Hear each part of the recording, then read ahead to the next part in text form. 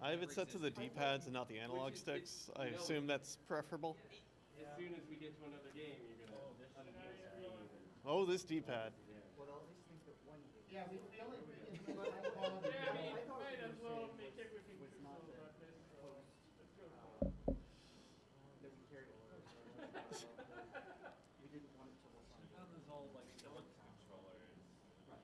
Yeah, I'm just. And how?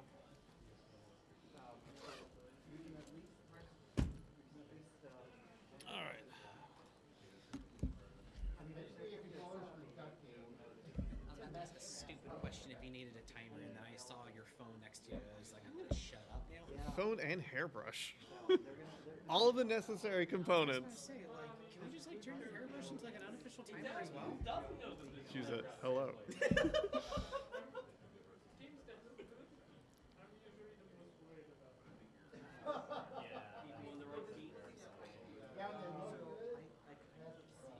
Jeff, 50 minutes?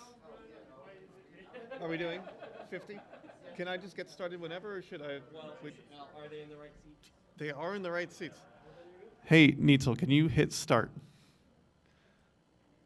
They are in the right seats. All right. Oh, dear. Why are you doing this to me, microphone?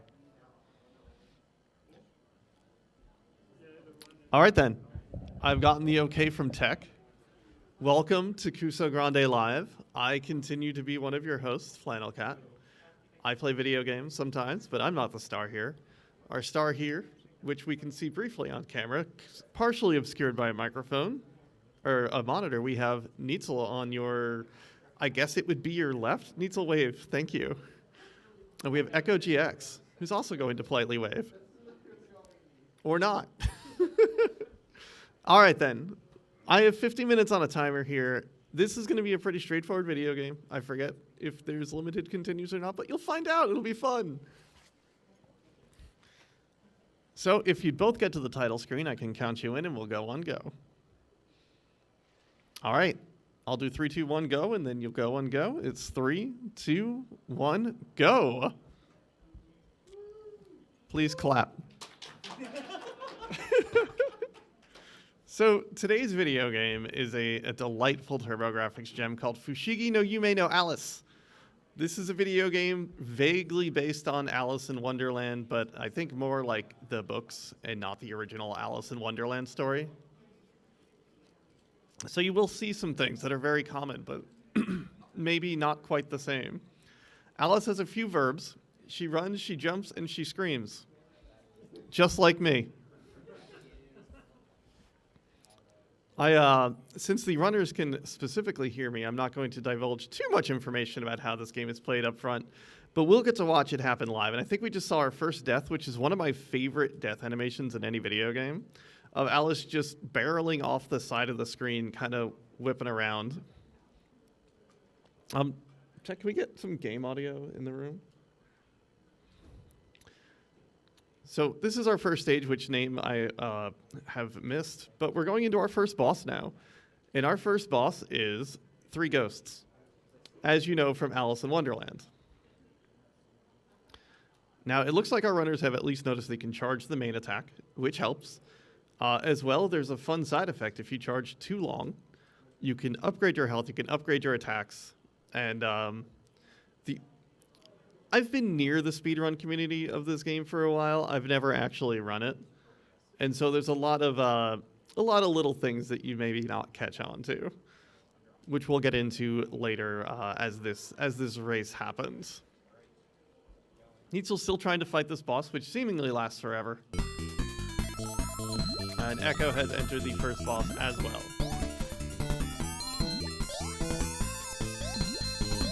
All right, we are trying to find the pattern. There's also a magic meter, which does absolutely nothing yet. Only 5 continues. Let's go.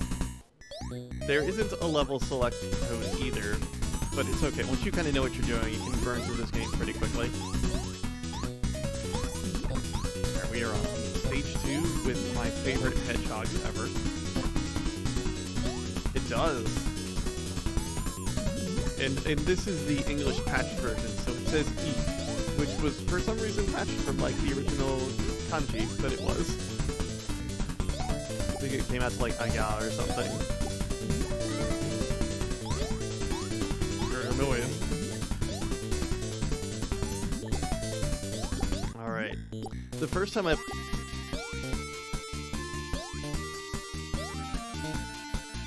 Way. Alright, back at the first boss for Echo here. As... What? The audience is chiming in saying people are used to Kirby and that you have to kill the angry tree when you see one.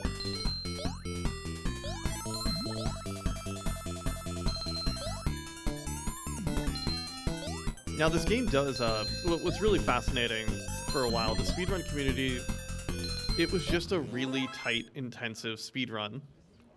A rough death on that first boss there. These things are not a joke. They are really irritating. And then eventually someone came along and just submitted a run that was like 3 minutes shorter than the world record. It turns out that there are warps in this game, which was discovered much, like maybe 2 years into this speedrun cycle. They are, and the runners are not allowed to use this information that I'm saying. Pretend you don't hear it. But it is standing in a specific spot and yelling at a wall a certain amount of times on the right pixel will open up a door that lets you warp. And I see Neutral has discovered some tech that is very helpful in this game. Maybe.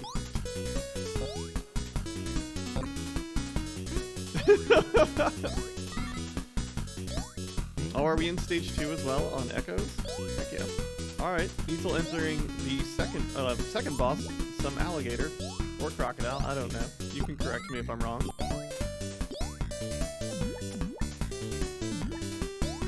And I'm not sure if yelling at it helps. Oh, we've seen Echo find the forbidden technology there.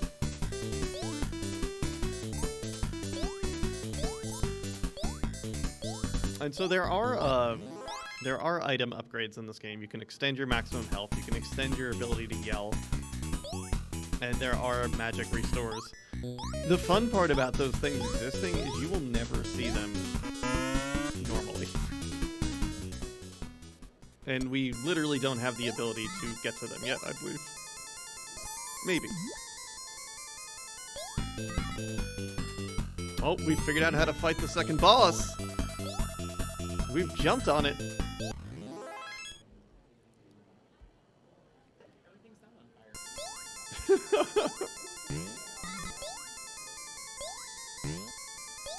Alright, that's one hit.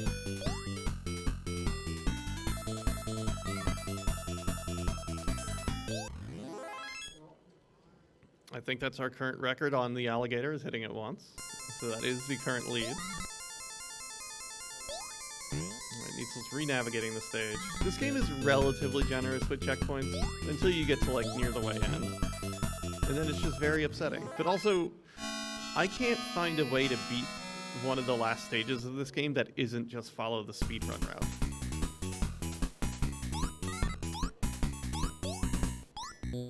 Alright, both taking a restart on the stage. So, I don't know how many of y'all out there have experience with the TurboGrafx 16 or PC Engine, but this is a console that's kind of near and dear to me.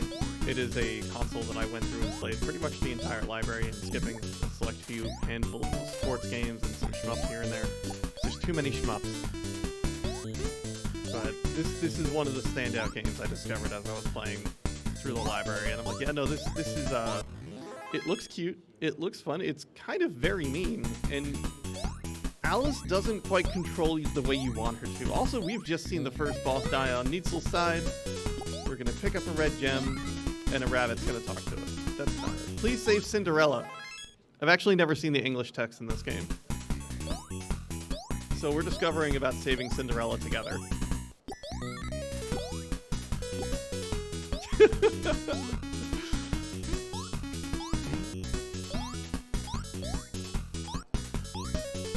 Alright. We are through the forest.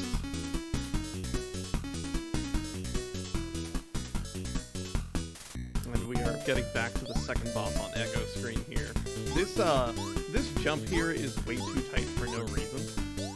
There's also a way to, and I don't mind the runners learning this, there's a way to bounce off enemies' head and get extra height. I believe it is a, nearly a frame-perfect trick to do, but it is an intended mechanic that you will need to learn how to do to beat this video game. I think it's maybe 3 frames. And that's a dead boss for Echo as well. We're on the same stage, everybody. We're also going to get our instructions to please save Cinderella. I'm going to give both the runners a small hint that you can find items now. Somehow.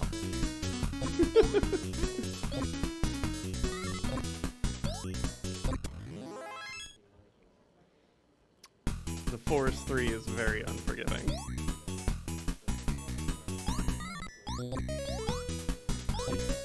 Yeah, and just 3 hit points. Everything kind of hurts you for 1. This stage is vicious. Runners are learning to bounce off of things. And bouncing is very helpful. Oh, we found a hit point drop. Let's go! It's just a refill, not an extension of your maximum health.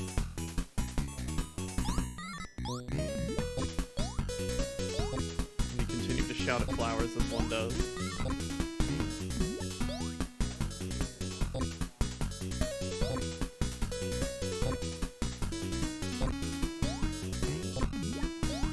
Yeah, that jump on Echo screen that we just saw, trying to clear the hedgehog is...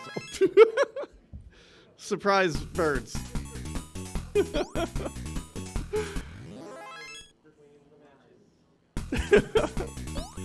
So, how would y'all say these controls feel?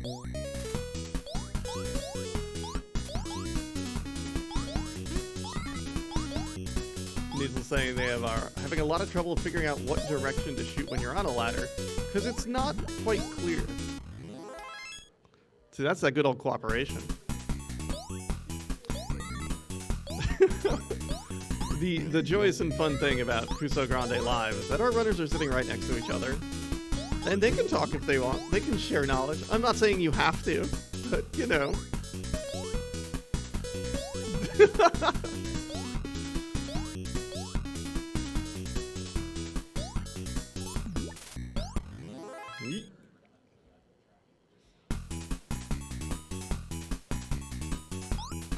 This area is vicious, is what I'm getting at. This is just rude.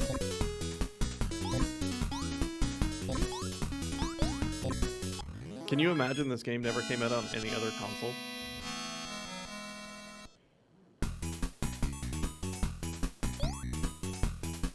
Continuing our journey to yell at flowers.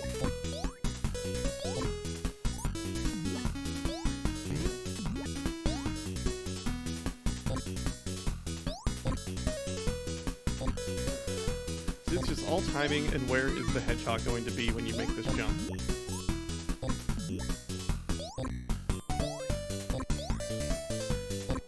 I'm surprised you can't get... Oh, we did the super jump there! We just saw Echo bounce off of an enemy with frame-perfect timing, nearly. I'm sure it intended to.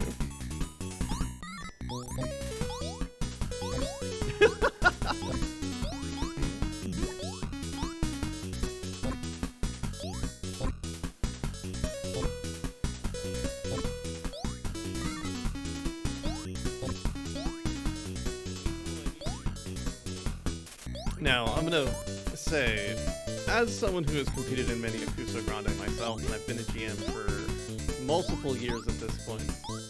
Oh, we're on to the third boss. Hold on, I will... Oh! Pinocchio said no, as it plummets directly on top of you. That's 2 hits. Pinocchio attempting to give you a hand aggressively. There we go, Pinocchio down. We are out of the forest and into, I don't want to spoil the name of the next level for you. And read this to jump higher. Welcome to the falls. This is not the level I was expecting to come, but this is the level you're getting. Neutral fighting with the read what to jump higher.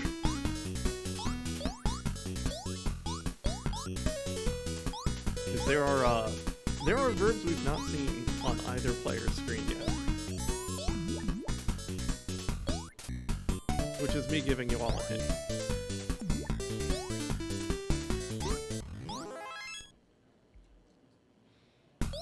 I like the falls. They're neat little vertical stages.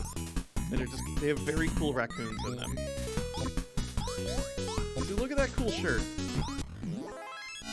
It kicks stuff at you that doesn't actually hurt you. These are the raccoons I want to hang out with.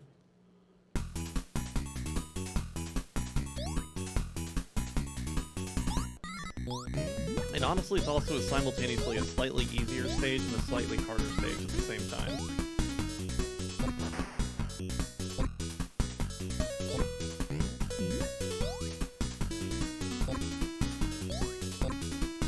That goes back in the Forbidden Room.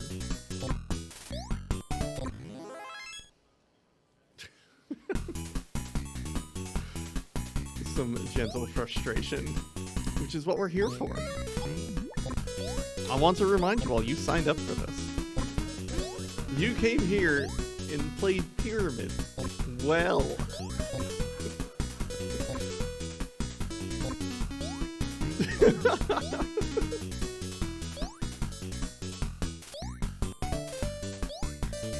We are re-navigating the falls.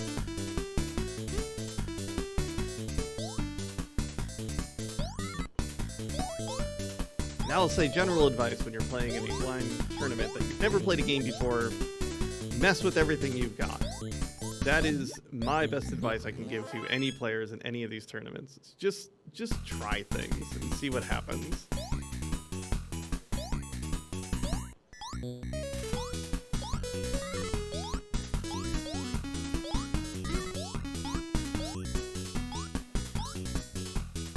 We were on the falling logs. Love these logs. These aren't so bad. I think Neitzel is trying to figure out how to jump higher.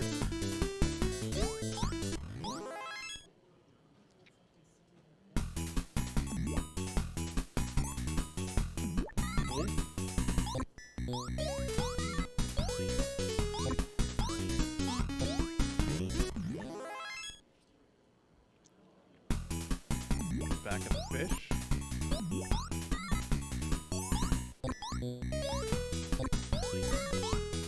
And that boss door is right up ahead there. We were almost at the first boss of the forest.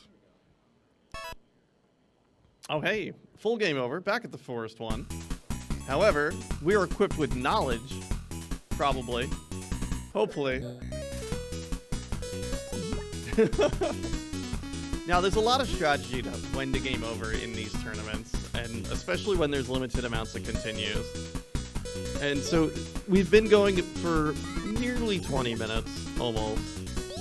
And there's about 30 minutes left in the match. You kind of just gauge, like, what can I do with the knowledge I've earned here that I can apply to a new playthrough? Back at fighting the ghosts. But this time we're just... Oh, these are different ghosts on Neitzel's side. I'm sorry. They're slightly harder ghosts. There's a third one. Did I say this game was nicely checkpointed? I see we're starting at the beginning of the stage every time. Maybe that's on me. There are checkpoints in this game, though.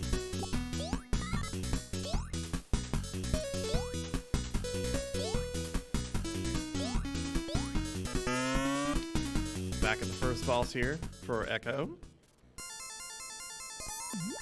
We're equipped with knowledge and the ability to fight it.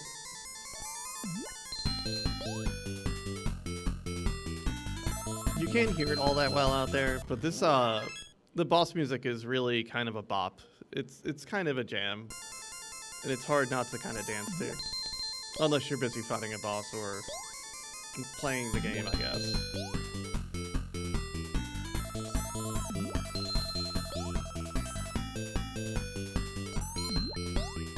Shouting at ghosts successfully, dodging nicely, hasn't taken a hit in this fight yet, and I hope I'm not cursing that here. Hey, a very clean boss kill for Echo. Moving back into the second stage of the forest.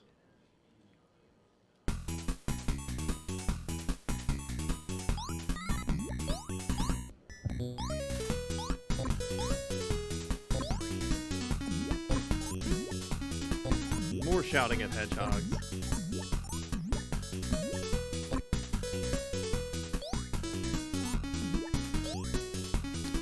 Needle trying to make a jump. This jump is very mean. It almost feels too far for how, like, the video game works. You can make it. There's easier ways to do it, but... See, I'm trying to give my runners hints without saying there's a hint here, but it's hard to do.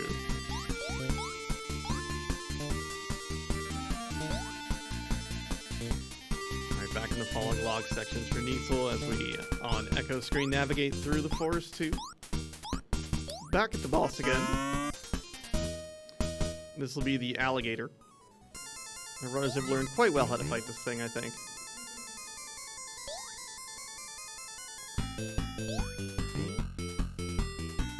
Good dodges. Oh.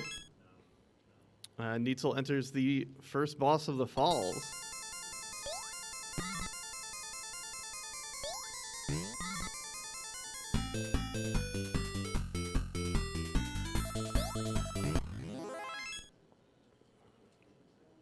Shouting at ghosts. Rough death on the falls, or not the falls, the forest there. Hey, that's second boss down.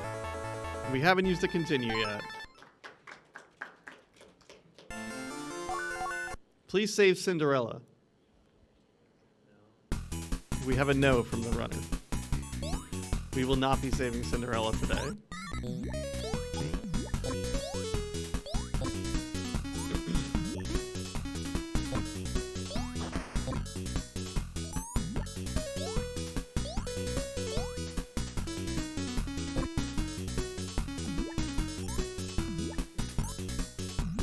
Still trying to fight those ghosts. Just shouting at them. And oh, we jumped on a ghost. We jumped on a ghost again. Did we find a loop? Yes, we did. That is the ghost down, entering the falls too for Neitzel.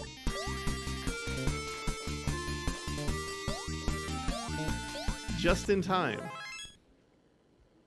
Welcome to the Falls 2. It's a lot like the Falls 1.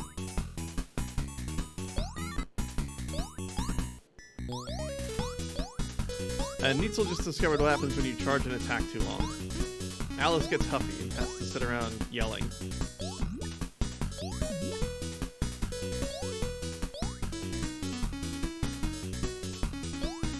Alright, we have passed the 30-minute mark. We are at 29 minutes remaining. I'm gonna tell the runners something, if that's okay with the runners. None of you have opened the magic menu.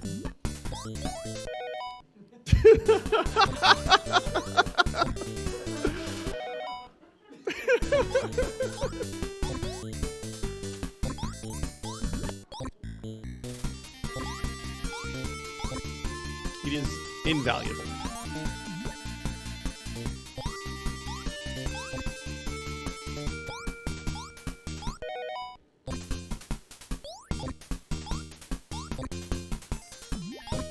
And if you're not familiar with the TurboGrafx controller, it is more or less identical to an NES controller, but with turbo switches on it.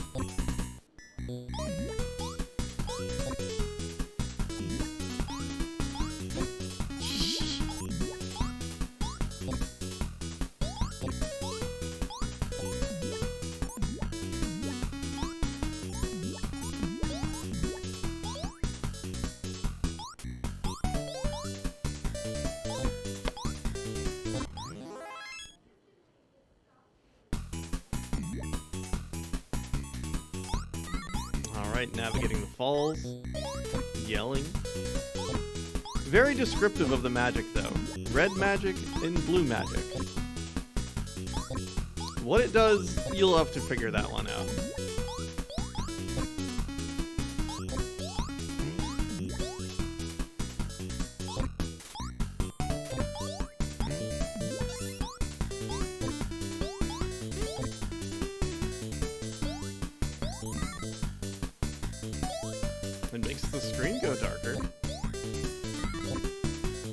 Neitzel might have caught on to what red magic does.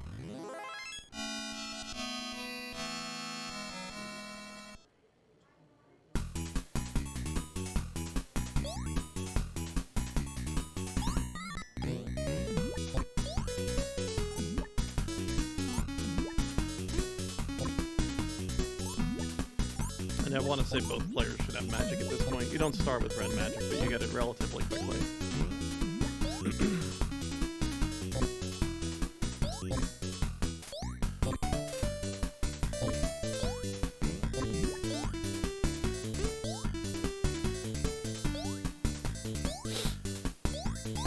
It's a lot of seals, honestly.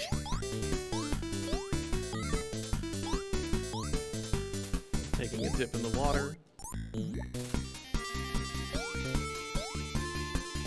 Neitzel coming up to the edition of the forest here, or forest 2.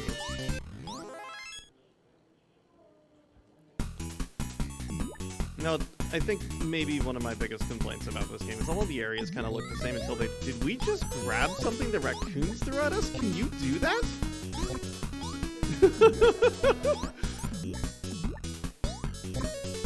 I don't think I've ever seen that.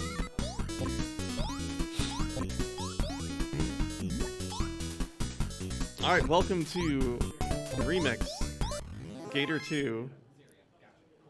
Trying to open the magic menu in a boss fight, which is not something you can do.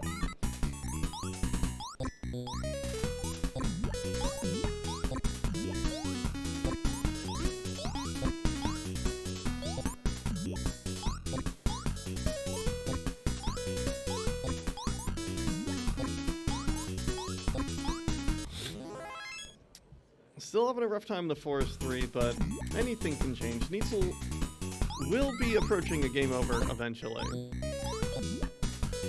which is going to give Echo all the time in the world to catch up.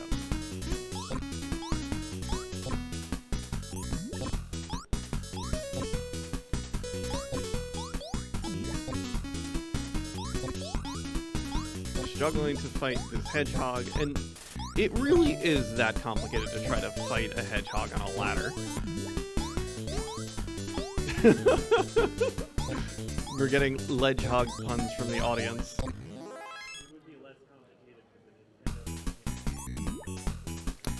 Echo has informed me it would be less complicated with a Nintendo Entertainment System controller. This is my fault, apparently. I know you couldn't pick your GM, but... we could maybe make that happen. You could play on just the GameCube C-Stick.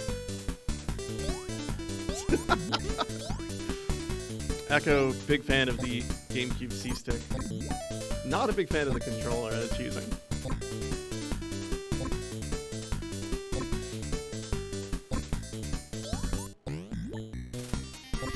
Honestly, getting some really good dodges on the Echo screen with this terrible bird.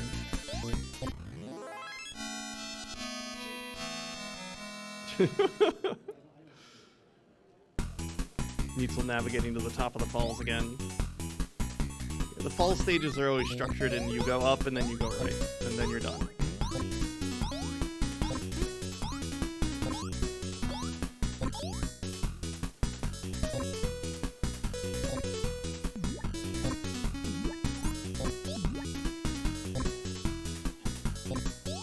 And I'll say, you're both doing great. Don't get disheartened. This game really is just brutally difficult.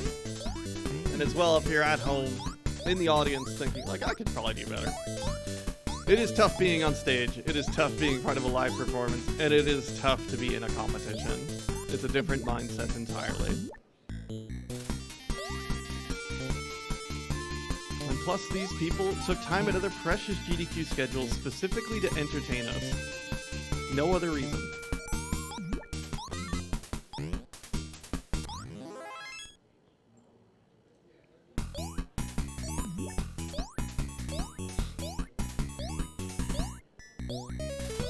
More log jumping.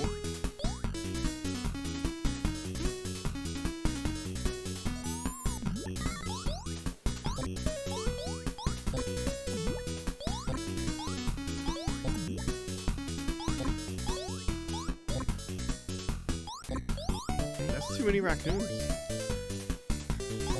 Alright, entering our boss of, I think this is Falls 3? Could be Falls 2. It's Falls 2, thank you for reminding me, Needful.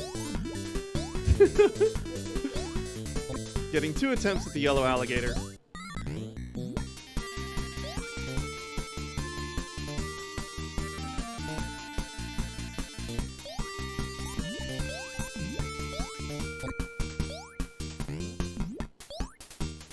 We have Echo getting to the boss of... is this the third one? Yep. The boss of the forest. Snow White's in danger, by the way. Congrats on beating the Falls 2. Now we're going down. Almost taking out this boss there. I believe in the dream.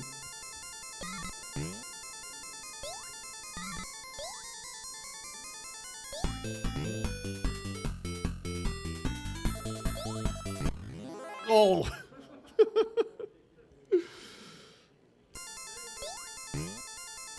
One more life on Pinocchio, maybe? I don't quite know. Wooden doll of sorts? Oof. I think we're there next time.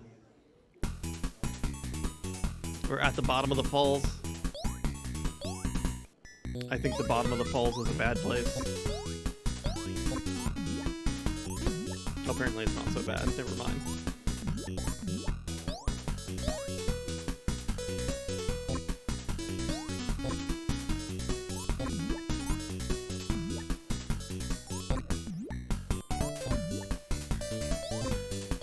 I'm surprised you're going up the falls now.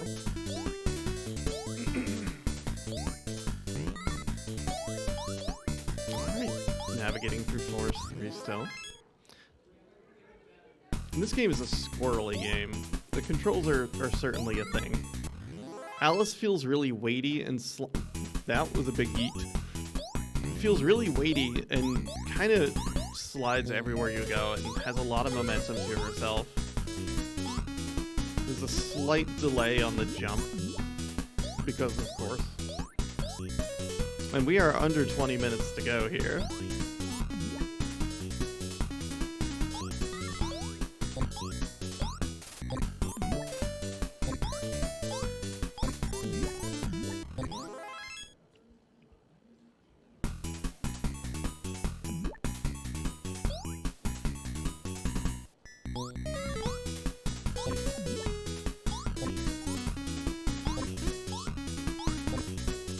Some a little too tight jumps here throughout the falls. And there's a reason for that. Alright, back at the top of the falls. I think just another hallway for Neasel. And they'll be at the boss fight. Using our red magic.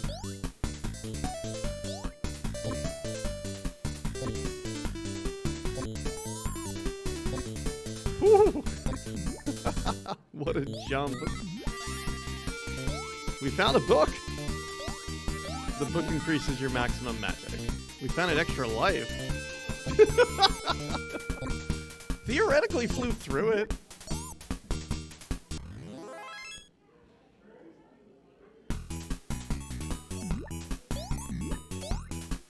Alright, getting close to the end of the Forest 3 again.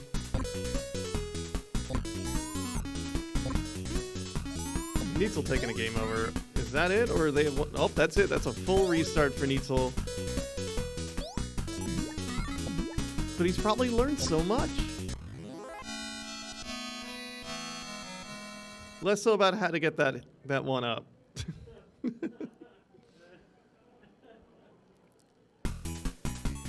Back in the Forest 3 with full everything. I think Neitzel's caught on to what red magic does.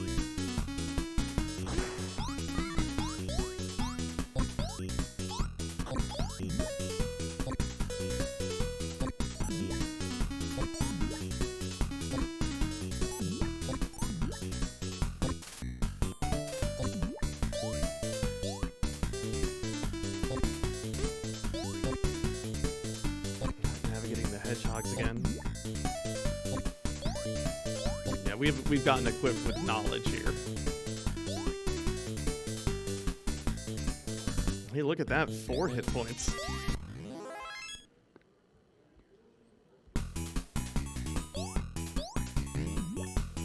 Nice jump on the owl across the platform.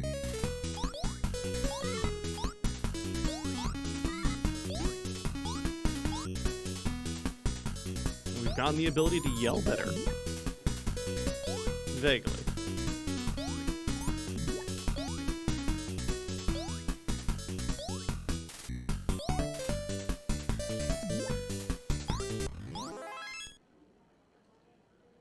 Alright, Neitzel entering the first boss again. It's ghosts. But now we have the ability to deal 4 damage instead of 3. And that's foreshadowing the ghosts.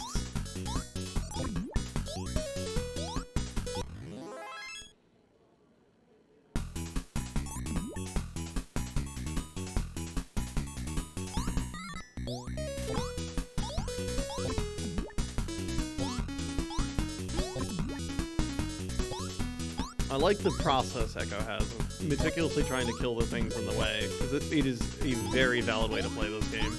Because these hedgehogs suck.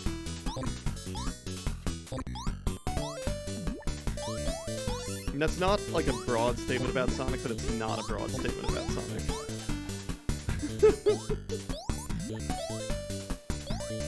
Tails is a better character.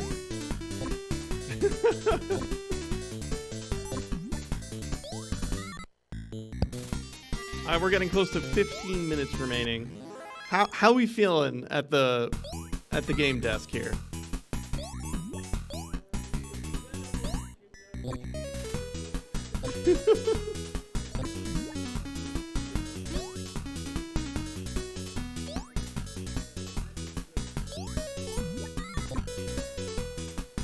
We are getting some helpful working together at the game desk, which I love. Red magic lets items appear in the world.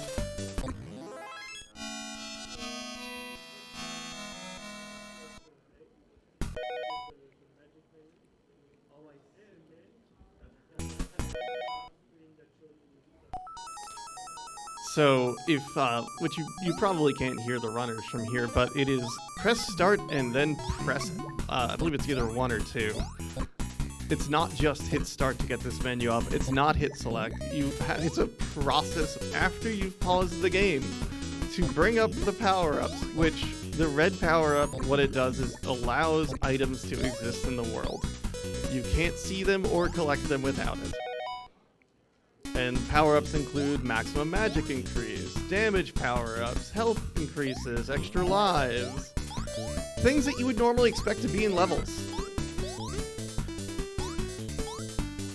Hidden behind a mechanic that... Why would you ever hit that button?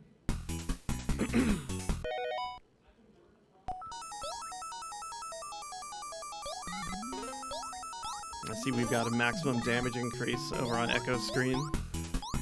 Some health on the floor.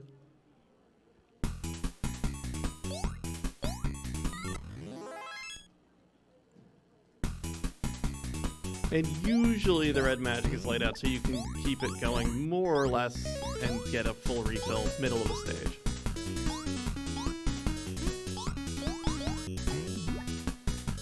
You just can't use it during bosses. Not there would be power-ups in boss rooms. But there are other spells.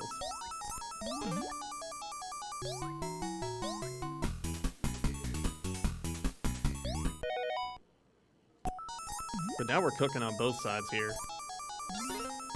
We got 4 hit points.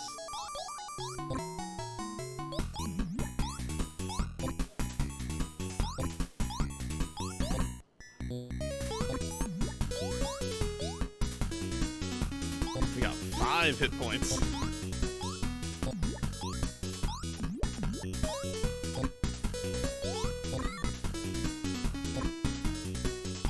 Now, unfortunately, all the magic in the world will not make this game control a little bit better. You're still fighting it the whole way through, as we're seeing from the runners. They may have found things, but you still gotta navigate the video game. But, say, having 5 hit points is gonna make your life a lot easier.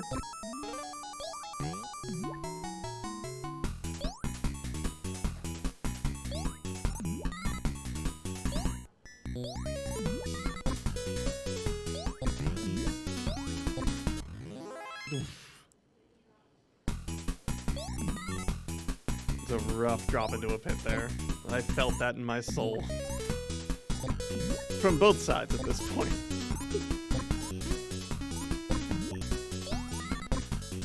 We're both, I think, the exact same section.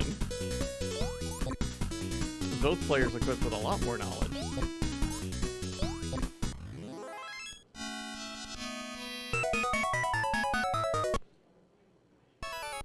Another game over there. We've got about 10 minutes back on the clock. That is still enough time to catch up.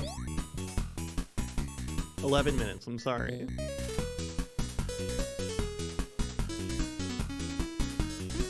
No. Runner's asking for where the teleports are. There's 3 of them. One of them's not very helpful and doesn't save much time.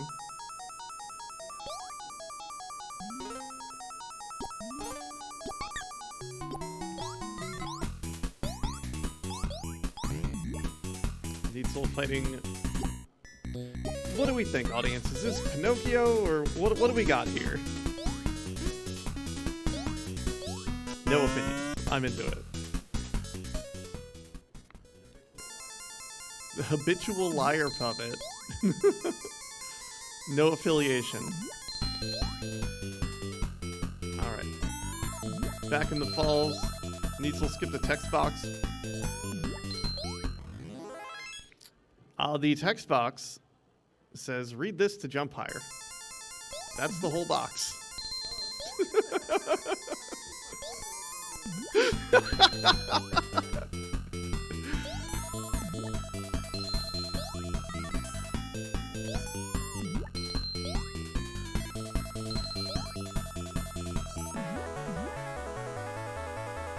Alright, moving into 1-2. Down on Echo's side. Uses in the falls. Uses blue magic. Now we're a brunette sometimes. Also, we're jumping higher. Now, basically, each world you clear will give you a new magic spell.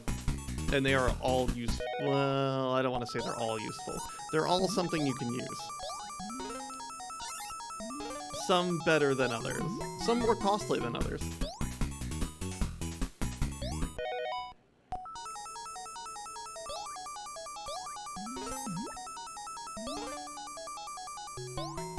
Needzel using the last dab of red magic, hopefully finding a magic power-up, coming up a little dry, so now he just doesn't have magic until he dies. Or beats a stage.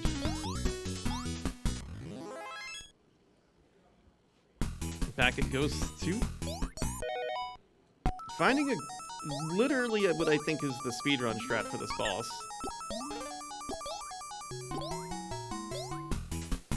And I believe that is one of the fastest ways you can kill that.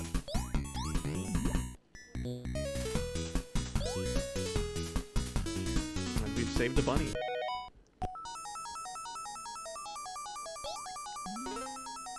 I don't know if you can get that.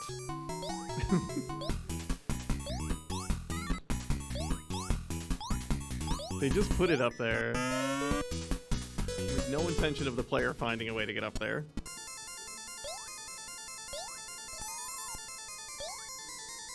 Alright, onto the gator. Finding a way to yell at it. With level 4 damage. Kills it pretty quickly with yelling.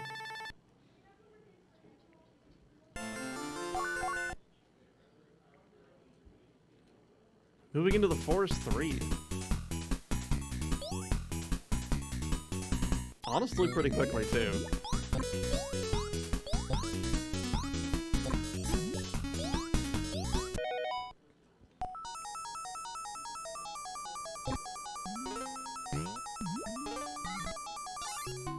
Getting that health increase and full heal. Making life a lot easier in the upcoming sections, because this room is not fun.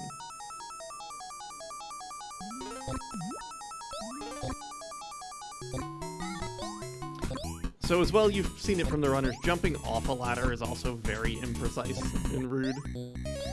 anytime you need to move in this game, it doesn't quite feel good. I still recommend maybe you check this game out and play it, because it's a lot of fun.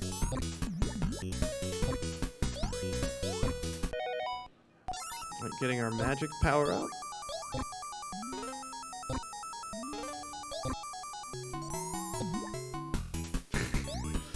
One of our other competitors walking up, seeing the screen, said, "Why couldn't I have gotten this game?" Infinite Mystery, it is not as good as it looks. Well, you've played it. You wouldn't have gotten it.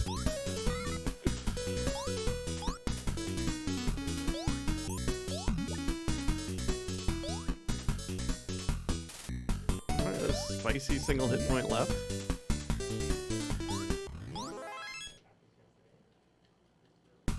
Needle navigating the falls again.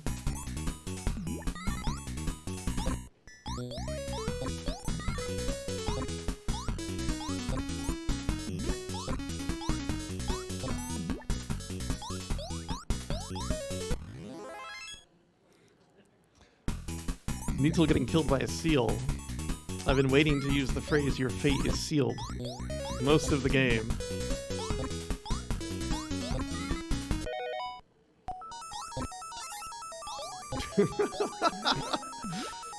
How badly did you want that health increase?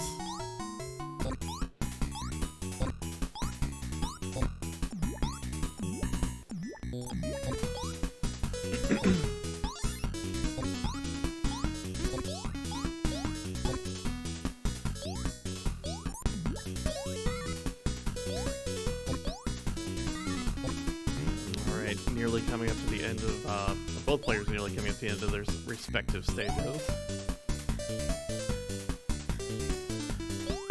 There's too many birds on Echo screen. Using its first continue.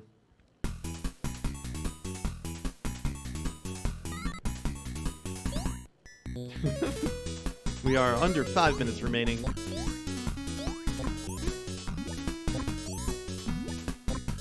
Nice bounces.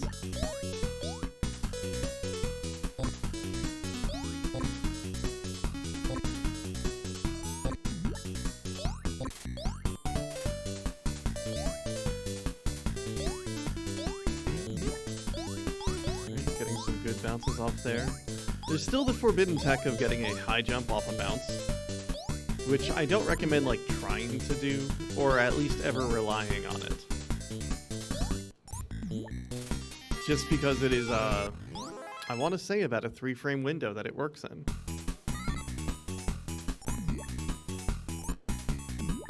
And that being said, it is required, not required to beat the final boss, but it's one of the only ways to hit it.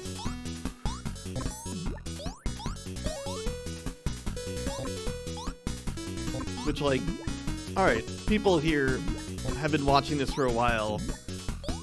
We've seen a few bosses. What do we think the final boss of this Alice video game is? King of Hearts we've got in the audience. Anything else? The Jabberwock? I like the Jabberwock. I would love the Jabberwock. It's, you know, Medusa.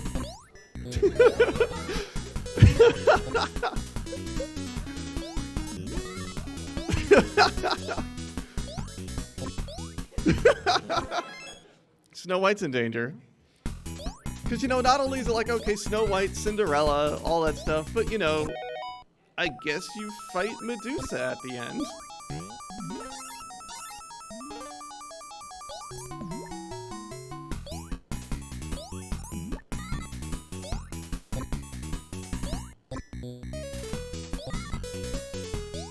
Alright, entering the boss store here.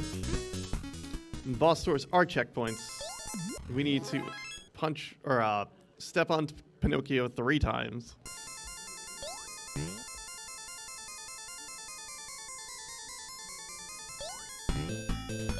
We have 2 minutes. So I can talk damage values in this game at this point.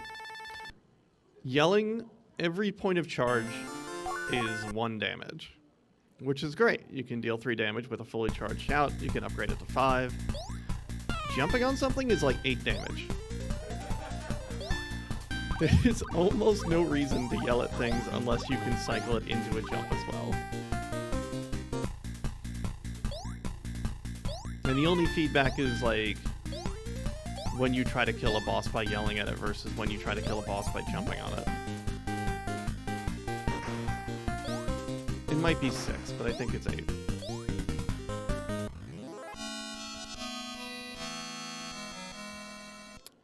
Reaching the falls, which is awesome. Experiencing all the falls has to offer, such as falls. Alright, getting down to a minute and a half.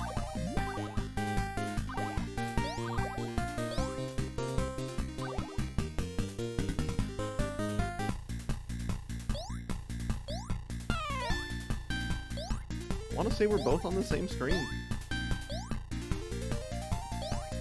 But that could just be this game playing tricks on me.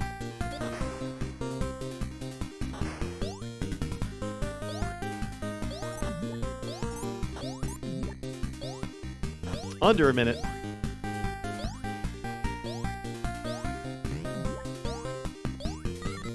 I like the falls music. It's good. I'm sorry you can't hear that out there. But it's better than the forest music. The next stage, of course, you had the forest, you had the falls. The next geographic environment you reach is just called the vegetables. That is World 3.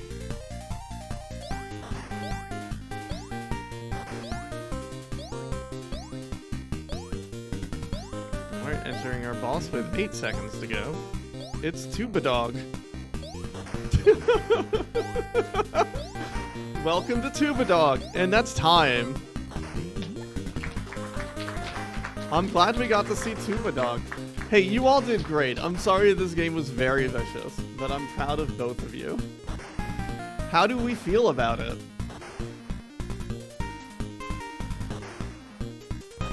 Neitzel says he kinda likes it.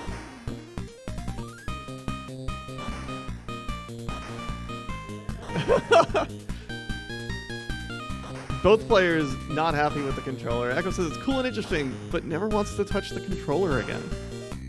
Well, hey, that's that game. That's me. We're gonna keep on schedule. Thank you so much. What? Oh, Neitzel won by getting like I think 2 stages ahead, but we were getting a good push by Echo at the end there. Thank you so much for watching. I hope you'll stay tuned for more. Well, stay tuned. You're here at a live event. Keep hanging out. For more Kusogrande Live, this has been a pleasure. Thanks for listening to me ramble for about 50 minutes or more. Thank you both for playing my game. I'm proud of both of you. Let's get another round of applause for everybody. And up next is another lovely Kusogrande GM with a game that I have never played. It is on my list of things to play that is absolutely fantastic. Hang tight, friends.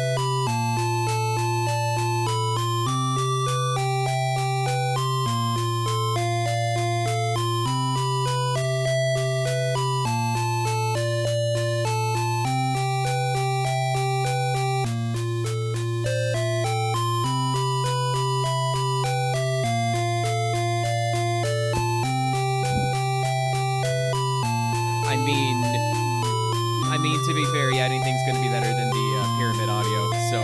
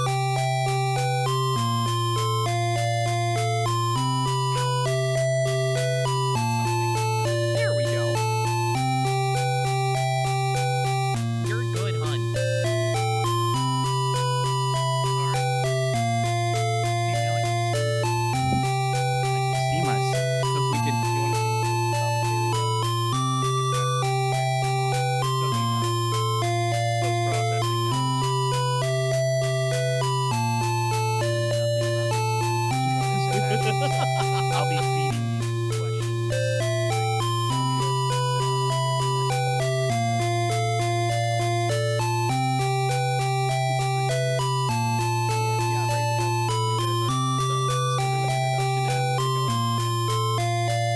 All right, hello everybody. We've got another round of Kusogrande Live at Awesome Games Done Quick 2024. My name is Bobby Blackwolf, and in true Kusogrande fashion, I have no clue what we're about to see.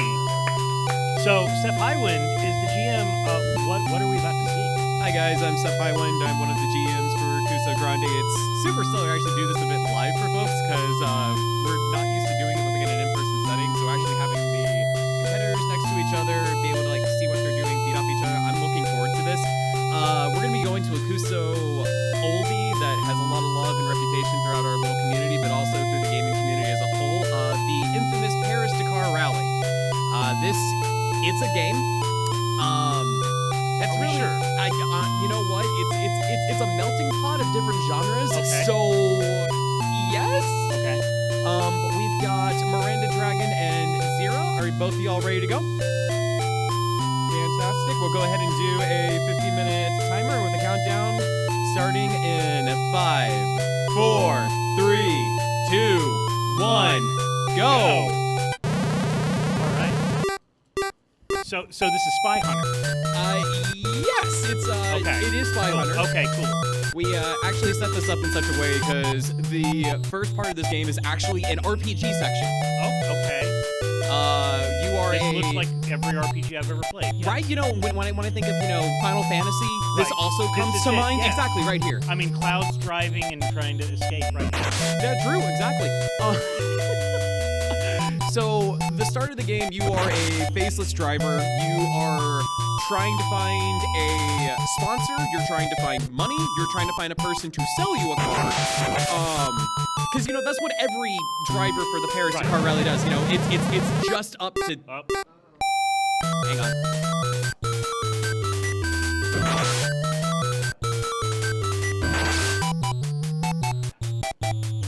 All right. So this is the white Bronco, and I heard faceless driver, but we all know who's in the white Bronco. I think I just dated myself with that joke, but So yeah, because we all know if you're a professional race car driver or a driver for anything, you're on your own. Yes. You don't have partners, you have nothing. They just shove you in a city Right. and say, "Hey, go for it." of course. So like the first 20 minutes of the game is you running around a random city in Japan, where you have to go into random buildings. You then go into like a detective game style menu where you have Okay. to like ask like, "I want a sponsor," and they're like, "Yo, that's cute. This is not the place to go. This other place does it," and none of the buildings are marked. So Okay. you're going in and out of random buildings Right. trying to find this stuff. When you eventually find a sponsor, the dude's like, "Oh my gosh, that's the best thing I've ever heard. Yeah, we'll give you money." You're like, "Cool, where's the money?" "Right, here's a debit card." The pen? I forgot. There's a person out in the streets somewhere that has the pen number. Go find them. Of course, as you do. As you do Yes. when you're trying to get money. So You then have to find, like, there's 5 random NPCs in the town.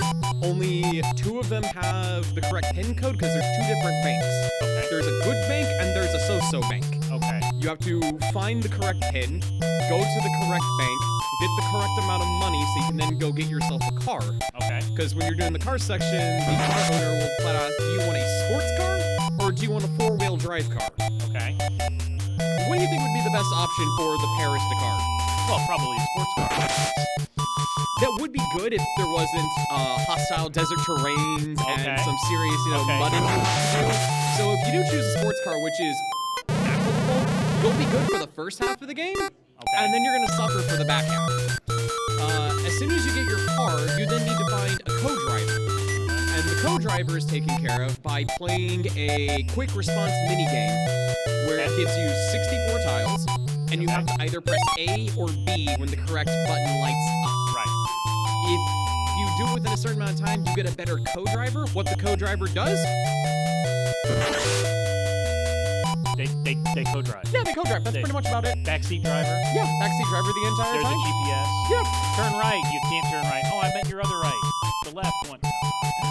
So that's like the entire first 20 minutes of the game is just the RPG section. And then you come to here, which is like Road Fighter on the NES. So what I'm hearing is we skipped that whole first section to get here. Is that Yes. kind of what I'm hearing? Okay. Yes, because if we did the initial section, we would be spending half of the run trying to find the right people, and that's just not what people want to see. No, we want to get into the meats and potatoes that is the Paris Dakar Rally. Because this game is a melting pot of different genres and ideas. So the first section we have is like pure arcade road fighter. What the competitors have probably realized by now is, you just use the D-pad to move on this. A and B do nothing. Okay. Your speed is dictated by up and down on the D-pad and left and right steers, and everybody on the street is out for blood. Well, of course. I've driven on the street, and they have places to go too. Yeah, they also have places to go. A lot of people, don't know this. Sometimes when you're racing, they put, concrete pillars in the middle of the road. Of course. Then they expect you to dodge it while the onlookers are throwing gallons of gasoline at you. This is just Las Vegas when they were preparing for the F1 race. Like, that's all this was. I may or may not have been at TwitchCon during all that. Yeah. That's just the strip. It's just a strip. I mean, for me, it's a normal commute in Florida. Yeah, it says, it says I-85 and 85. That's obviously the speed limit. Yeah, of course. And it's- 85 miles. It's the suggested speed limit is 85 on I-85. Yeah. So are they only doing the racing part, or is there if they actually make it past this, is there more? If there is definitely more. The whole idea for this is whoever can make the most progress within the allotted amount of time. I've got a good feeling we will be seeing stage 2. Because this initial stage is all about muscle memory. The traffic does change, but you start to learn the nuances of the cars, especially the people who try to rear end you by driving in hella fast behind you. So once you kind of understand the ebb and flow, you'll start making more and more progress, and that will eventually translate into finishing the stage. And the nice thing about this game, which is the one caveat of this, is there are limited continues. So unlike the last game we saw where it's 5 continues back to the beginning, you have as many chances as you can to get past the current stage you're on. So how were you introduced to this game? What was the process of you learning about this? So I learned about this game through a program in Japan known as Game Center CX. Of course, yeah. I believe every other. You've never seen Game Center CX. They took a famous Japanese comedian, gave him this whole personification of the most elite gamer possible as they give him challenges to try to compete on channel. There was a brief stint where they were able to bring it over to the States via Kotaku. It only lasted about a season in the States. But there are fan translation sites out there for fan subs. And one of the games that the Kanto did was Paris Dakar. And through watching the game, I just sat there like, there's no way this is real. This has to be a joke. And this is coming from someone who watched them play Takashi no Choitsu. It's also the game shows how I got my love for Densha Day Go, which is an amazing train simulator done by Taito. So it's through Game Center CX that I found out about this game, and once I found out about it, I sat down and played through all of it, and just sat there like, wow, that was a game. It was. And it took you that long to figure it out. Yes. How long did it take you to go through it the first time, do you think? First time I spent 5 hours on the game. Wow. I'd say probably about the first 20 minutes of playing was on stage 1. About 20 minutes on stage 2. That hitbox. Yeah. Miranda hitting that hitbox right there. That was unfair. It's when the game turns into a shmup is when things get kind of bad. Yeah, right. You Wait, know what? Yeah, you know What? when I think racing games, I think shmup. You know, of course. Yeah. You know. I mean, the cars, it is kind of like car hell. Mhm. You know, it's not bullet hell right now. It's car hell. So yeah, there is a section later on where you're going through the deserts and you're shooting snakes, scorpions, helicopters, other drivers off the road. It turns into Mad Max at like the halfway point of the game. You know, racing. Like, yeah, like you do. All-wheel drive. So it took you 5 hours. You have 40 minutes left. Good luck.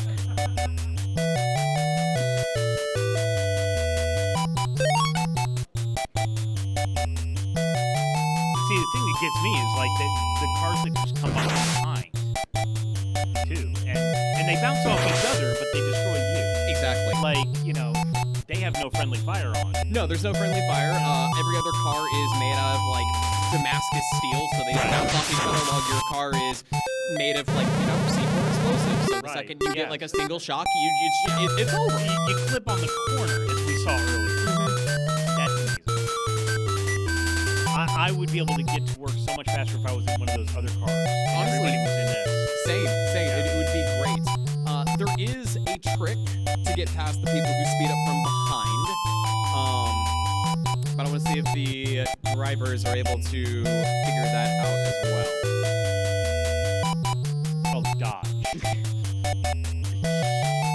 You know, the 5 Ds of dodgeball could also be applied Right, to, yes. you know, like the 5 Ds of driving. Yes.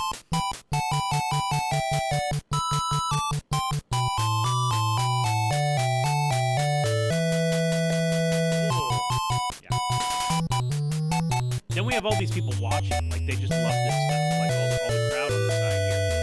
Yeah, no, they love it so much they'll actually, you know, throw things at the I drivers to know. show their love and appreciation, exactly, as you yeah. do when you go do live auto sports. You know, my favorite part of like, you know, like watching the Le Mans 24 Hours, watching people throw banana peels into the middle Yes. of the circuit. You know, try to turn it a little bit of Mario Kart. Right.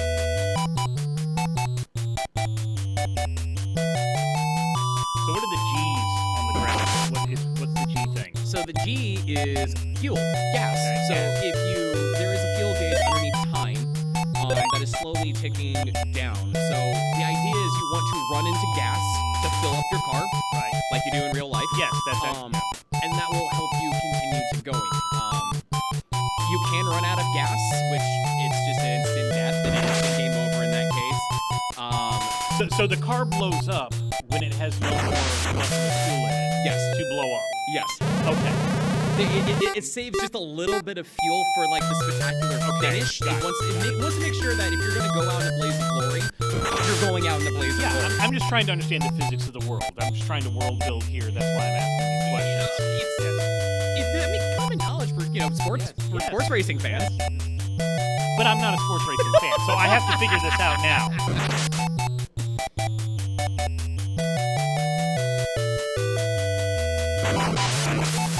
Miranda is already up in the crowd section. They are all ready to watch the spectacular crashes, and of course, only one car can crash. No other car in this race. No, And they're not the blue one there is not even racing. Like I'm sitting here. You know, it's the blue one. It's just like a family-sized sedan that's Right. on a leisurely stroll. They Yeah. somehow made it like, you know, the closed-off circuit. Yeah. I mean, they didn't know any better. The GPS said to go there. No, exactly. You know, they followed the GPS and it was just turn right. So they turned right and they found themselves on a very intense race course. Yes. Like most GPS devices. That's exactly what happens. Because I mean, it used to be a road, and it might be a road tomorrow. It's just today. It's closed for a today race. it's supposed to be closed for a race. But you try telling into a GPS device, and Yeah. don't. And they're so inclined not to believe you. And if you act like you are supposed to be there, the intern who's maybe volunteering will be like, yes, I'll move the cone and let you in. You obviously know where you're going. It's scary how well that mentality actually works in real life. Yeah, act like you're supposed to be there. That's why I'm sitting right here, right now, next to you. Like I acted like I'm supposed to be here. It's a life lesson right there. That video. Yeah, of course. No, completely. Yes. It's all good. It's all good.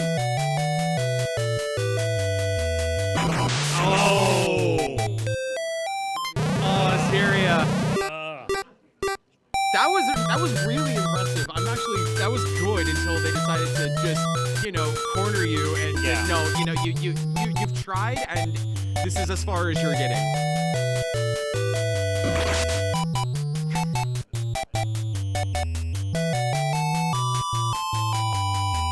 In 1988.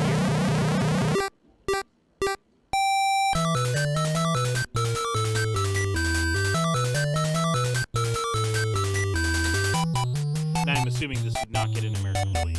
No, this was region locked to Japan.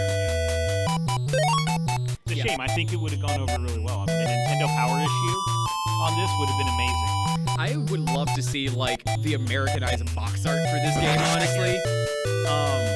Because they would have just taken the most outlandish concepts later on in the stage. I can imagine a Rambo-looking dude with an AK-47 on the top of a car shooting down things. Probably show scenes of the underwater scuba diving sections of this game. What? Yeah, there is one of the stages. The car is an amphibious model, like the Lotus Esprit from 007. Okay. Where you are underwater shooting sharks with your front-loaded machine gun. What? As you do in the Paris-Dakar Rally. Yeah. I guess. Oh! Nicely. Almost out of fuel up there at the top.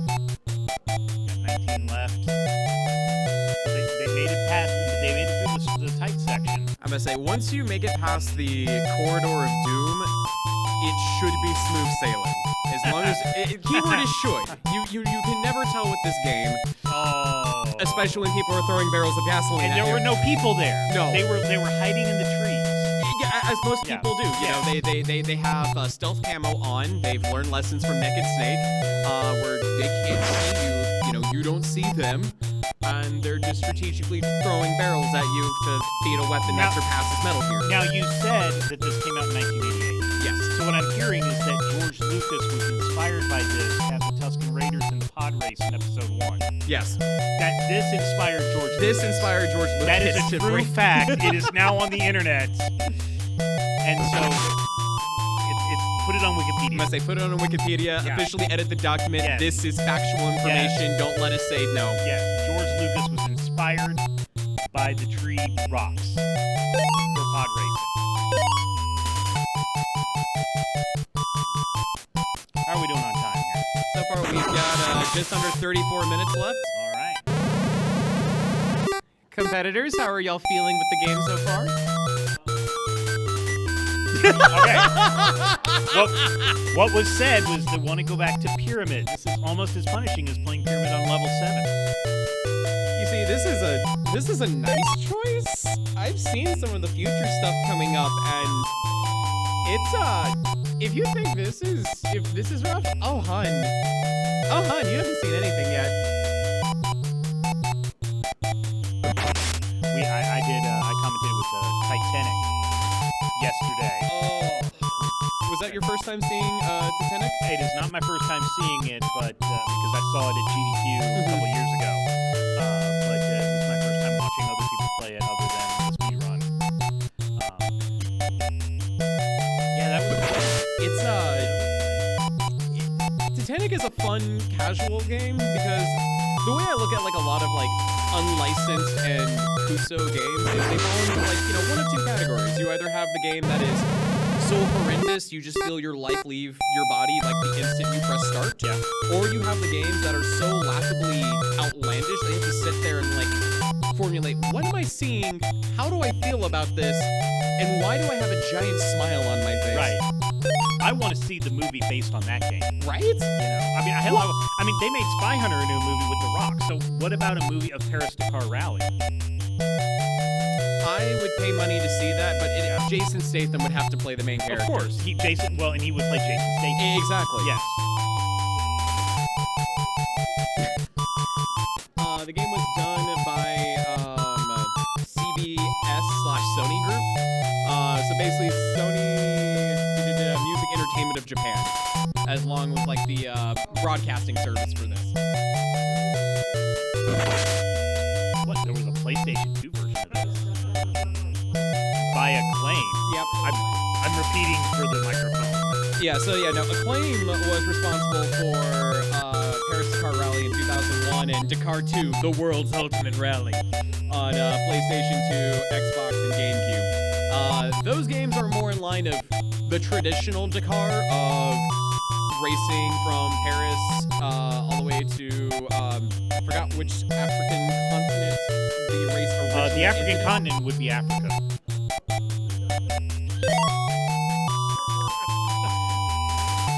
Thank you. My job here is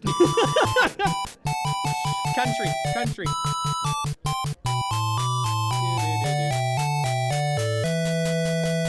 There's only like 93 of them.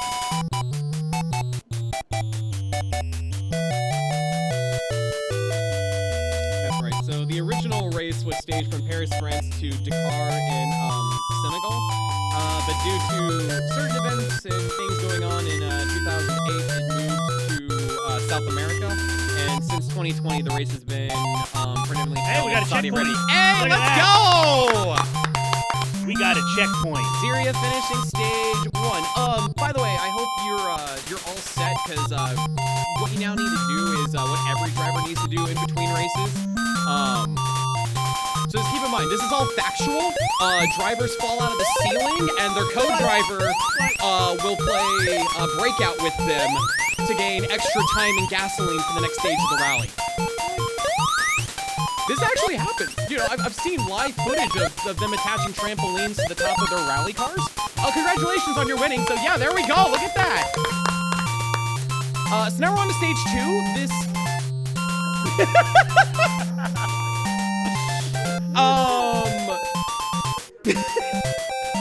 Okay, so this is Rally X. Yes. Okay. So we went from Spy Hunter to Rally X. Right. The controls are, Bob. How would you describe the controls right now? Not great is what he said. Not great is what Zero said. They are super stiff. Yeah, you can go backwards. It's a thing.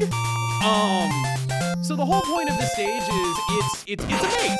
While everyone else is also trying to drive through the maze. Oh, and that's the fast lane, by the way.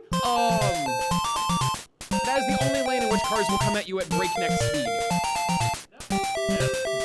Of course, left lane, fast lane, got it. The AI it's a thing for this stage. The AI will go out of their way to follow you and corner you if you're not careful. But this is my favorite part of the race. Everyone loves a good maze section. Of course. You just got done with a flat normal like 15-mile track. And now you have to go into like congested city streets after you got done, launching your driver on the top of the trampoline stapled to the top of your. It's just this is normality for racing.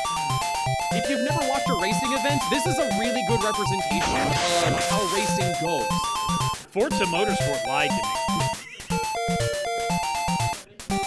Oh, they could crash into each other in this one? Yes. Oh. So in this one, every car is also made out of C4, just like you. Oh, okay. We finally evened the playing field. The playing field is finally even.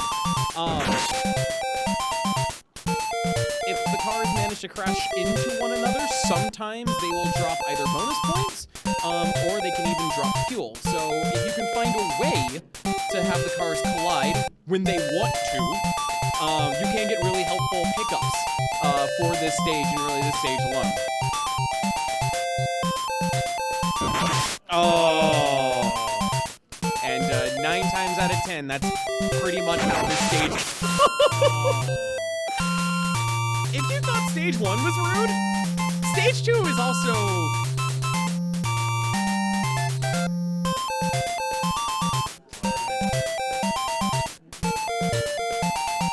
We got the timer as well. Yeah, so... You gotta get through the maze in the time. With gas. With gas. And also, you know, not crashing into anything and losing your only 2 lives that you have to hold on tight to dear to. Right.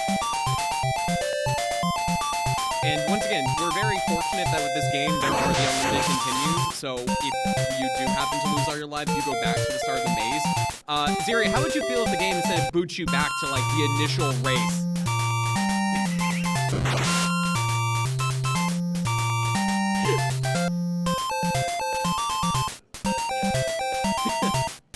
That's the one thing they did right with the continue. Right. What I'm hearing. Yeah, the one thing that they got right on this is the forgiving continue system. I think they also got right just, you know, all the different types of stages. Because I still don't believe you on some of these. I wish we could show off the entire game because it's like I said, you haven't seen anything until you start shooting down tanks, helicopters, as you're going through the desert while also taking care of snakes, scorpions, horse with no name. You know, everything in the desert sun pretty much. Why did it have to be?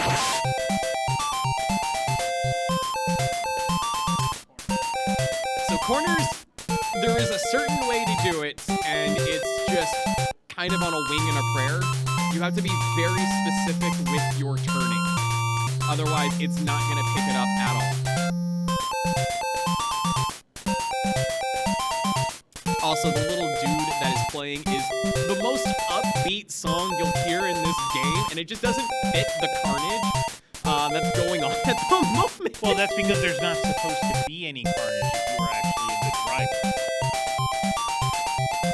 I'm mostly putting the blame on the navigators.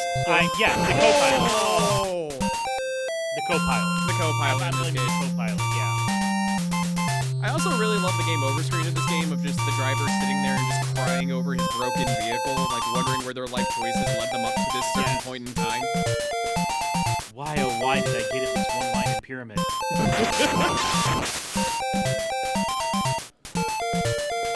I know, I said at least one line. Because that's all you needed.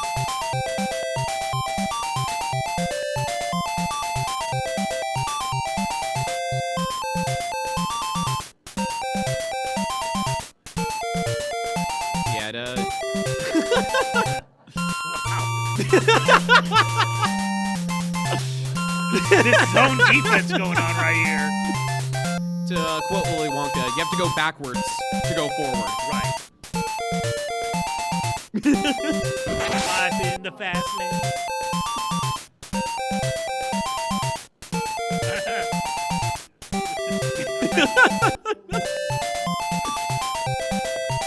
Oh, That's it. yeah. Inky and Blinky teamed up.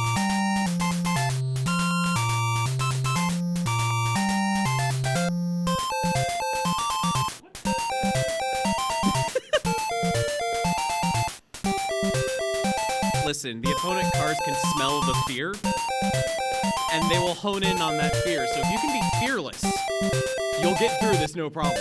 But there's a problem. There's a co-pilot. And that person is always fearful. Even though our competitors are fearless. So what we need to do is we need to kick the co-pilot out of the seat, and then you'll be set up. Yes. I don't think there's any regulations about kicking out a co-pilot, midway through a drive. No. Golfers can fire their caddy mid-tournament,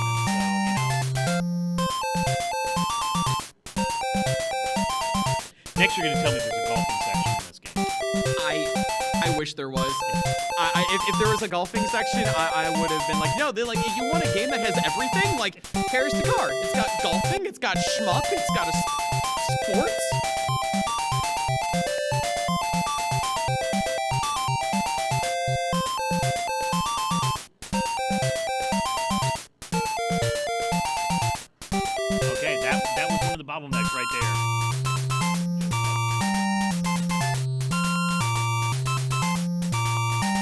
to this stage is honestly finding that right balance between life in the fast lane and then going over to everything over on the right-hand side. Yes.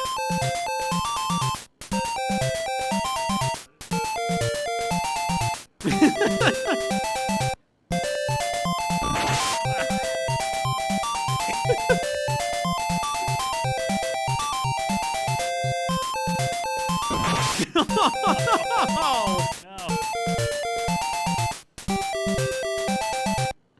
It's okay though, because I've had a situation sometimes where I have been pincered by two cars, respawned, and then immediately rear-ended by the car I thought was going to leave me alone, and had an infinite death loop for an entire round at this stage. So you haven't gotten that mean just yet. Meanwhile, let's check in on the race up on the city streets. Miranda Dragon just continuing going along here, dodging everybody.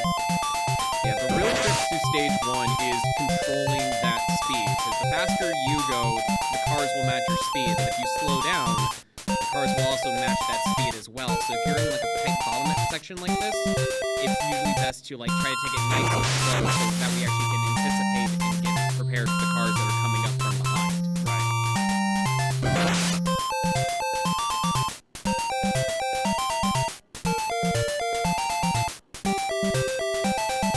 So you would say like stage 1 that would be like the qualifiers, and then stage 2 is when things go. We're on like day like 600 of qualifying for this race. Yeah. So yeah, like day 1's the qualifications, day 2 would be like the actual like part of the race itself, and then the Super Mario Bros. Section is day 2.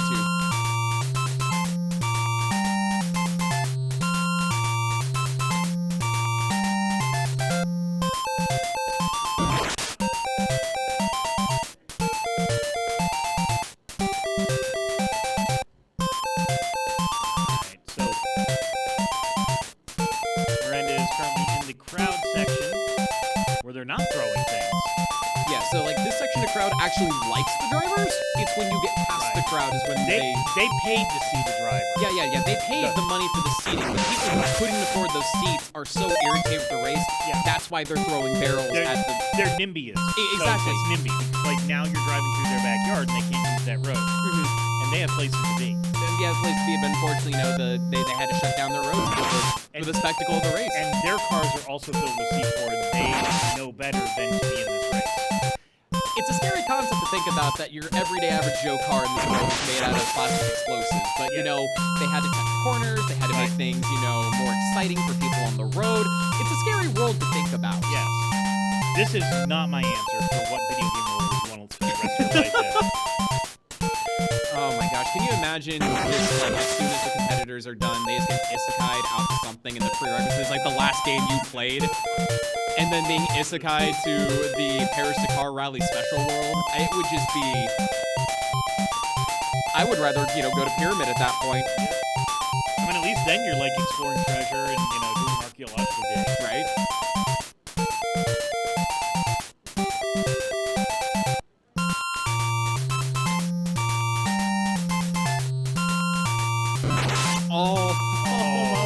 That hitbox. That is a mean hitbox right there. Competitors, letting you guys know you have less than 20 minutes left. Less than 20 minutes.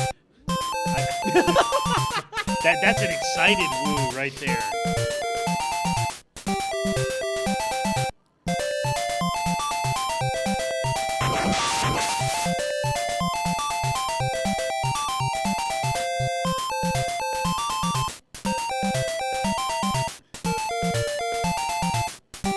Yeah, I like the idea is, trying to fake out the AI, because that's one of the, when you're like Pac-Man, you're trying to fake out the pattern, and I'm sure that there probably are patterns in here that, can be figured out. There definitely are patterns. The gist of this AI is once they show up on screen, they will find the most direct path to intercept you. So it's all about trying to anticipate what that AI determines to be the closest path. Whether that's going to be a direct front or if they're going to try taking some corners to go straight after you, which can always leave you open in the fast lane to potentially having someone come up from behind. But honestly, what Zero's doing right now is a pretty competent strategy of utilizing the fast lane for as long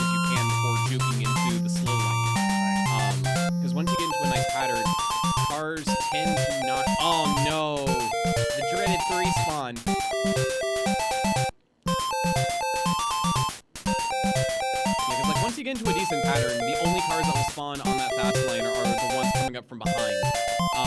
Except for that one. Except for that one right there. But you have plenty of time to kind of adjust and get yourself. Oh no! You were saying? I'm gonna let you know you were very close to the goal. Don't let him know. No, I want to give hope because Okay. if you have hope, you're gonna continue to go through this slog, knowing that there's like that speckle of light.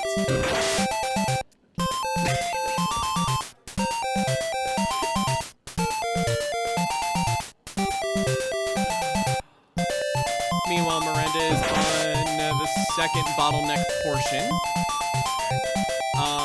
If you can get perfect, if you can stay this course, you will be good to go. And unfortunately, you're not able to throw it into reverse on the fast roads. So Oh. I'm gonna stop commentating right now because commentator's curse seems to be a real That's thing right now. That's right.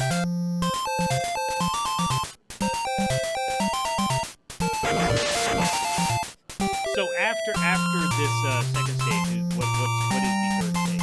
Third stage is Super Mario Bros. Okay. It is a side-scrolling stage where your car does have a gun. Your car can jump. You're shooting birds, boulders, and there's also sections where they decided to ensure that no one can cross. So you have to get out of your car, jump into the sewers to activate buttons in order to make bridges appear, so you can then continue driving. Okay. Yeah, makes sense. Yeah, right?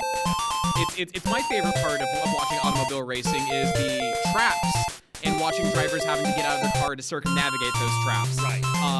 Because after all, this game is based in reality. Of course. This is exactly what they in Japan, what they. Oh.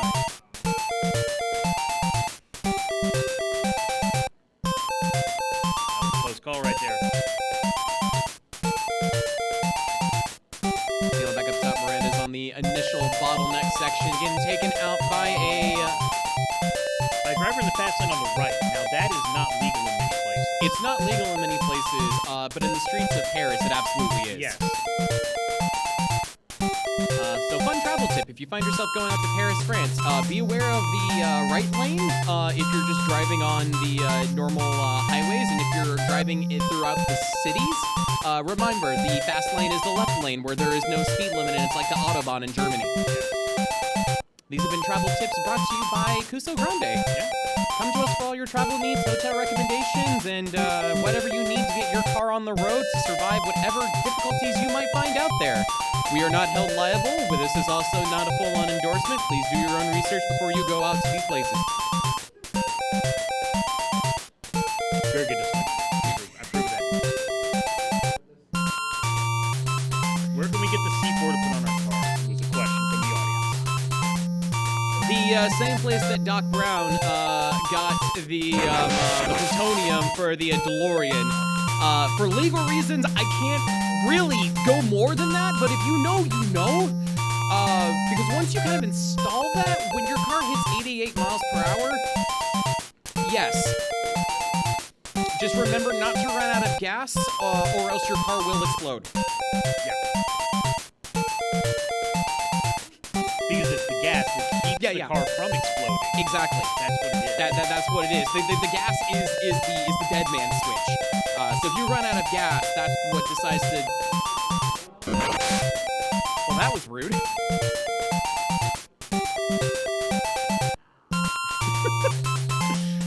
Oh! That was good. Good juking. Good There we juking. go. Let's go. That's how it's done.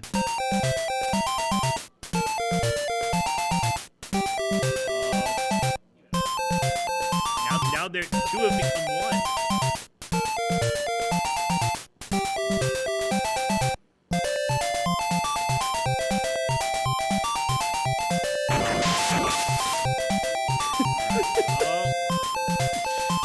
That's the important part. You recognize you're not at fault, and you do what everyone else does. You just keep going and hope and pray that whoever is driving that car is A-okay.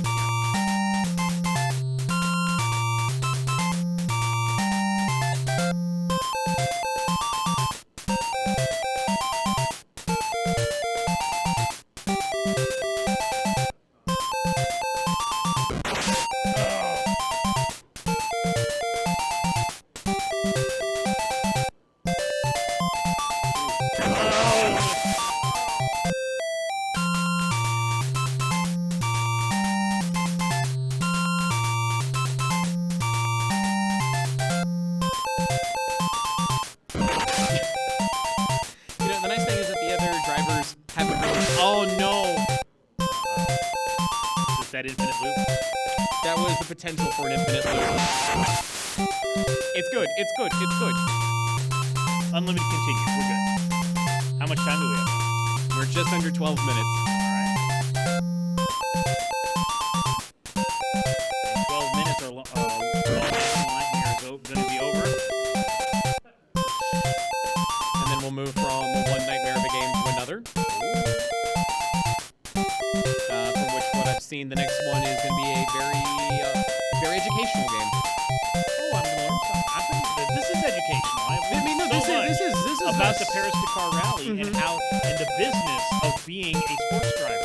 You know, everything from, you know, learning how the business of doing things by yourself, what cars are made out of, the fact that, you know, it's a prerequisite for people to install trampolines on the top of their cars as they're going from one race to another, as well as, you know, learning about the dangers of driving in the middle of a desert. This is when we need, like, the more you know thing. The more you know. If we had the budget and the graphics for that, we'd flash them on the screen right now. But it lives in our hearts, and that is good enough for me.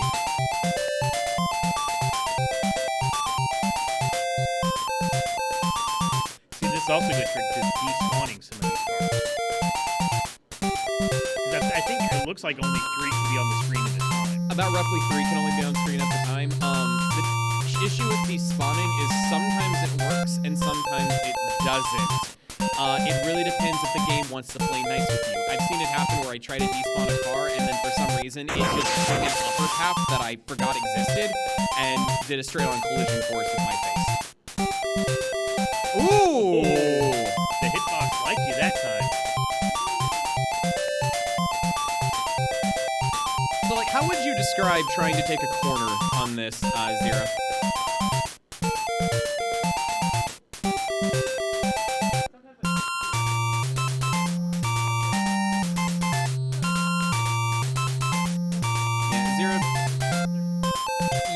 Sticky is honestly the best way to respond. Like, Zero definitely mentioned, like, if you get yourself into a groove, you definitely can ride that groove out through the stage, but then you'll come to an occasional corner where, you know, you've thrown off your groove. Yeah, right there, unfortunately.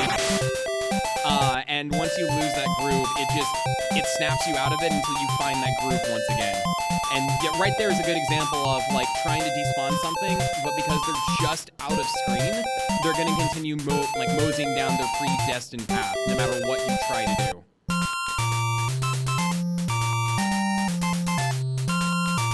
Neil Miranda is back on the bottleneck choke point.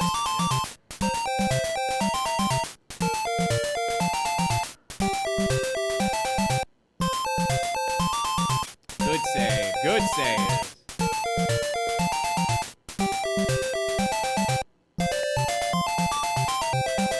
Oh, there we go! There we go! We got to the goal. How much time is remaining? We've got 8 minutes and 30 seconds left, so we'll actually be able to see stage 3 from Zeria after we're done with our prerequisite breakout stage. We need more time, more gas. And we need to put our driver into, you know, Concussion City.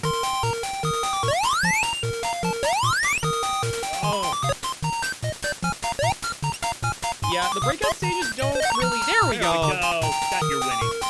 Cha-ching. So, yeah, welcome to the shooting stages where you're being harassed by rats, squirrels. There was a flaming helicopter crashing down upon the land that we briefly saw. Right? Yeah, the music itself is definitely Mega Man-esque. You have birds. Oh, and there we go! Yeah, there we go! Exactly! So yeah, you'll have birds laying eggs on top of you while the bridge is collapsed underneath you as well. Much like the rest of the stages, you take a hit and you lose a life, your car tragically kind of falls on its side and I give up, which can then kind of unfortunately chain together if you're on top of the bridge. So it's all about timing. And the car jump. The car cannot jump, unfortunately. Yep.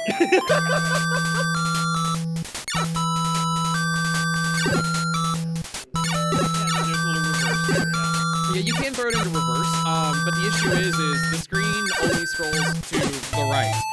It will not scroll back to the left. So once you've made progress, there's it. Ooh, good dodge.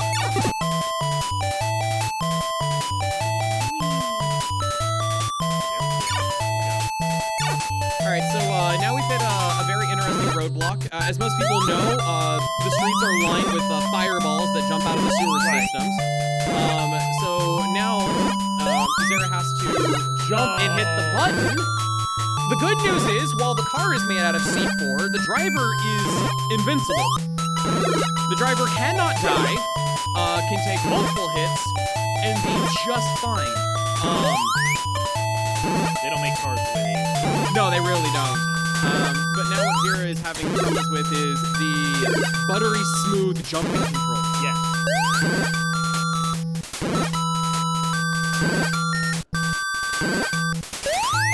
Here we go.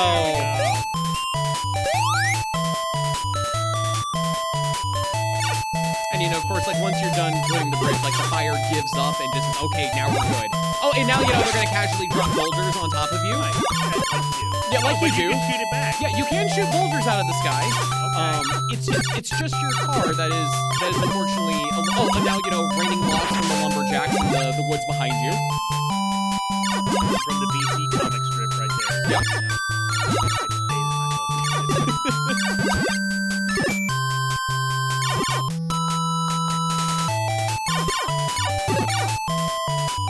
So once again, we find ourselves blocked, so we have now to go into the sewer system. With, you know, some Donkey Kong action going on.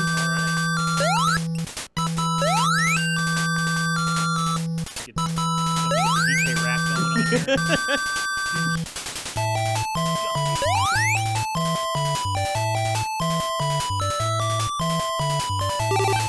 Button.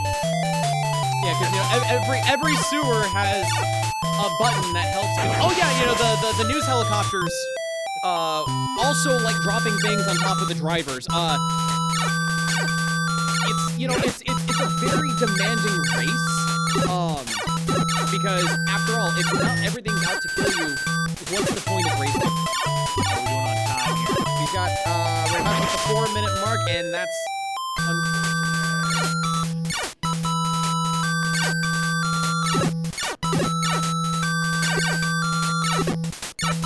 Alright, racers, we're getting up our 4-minute warning. 4 minutes until the end of the race.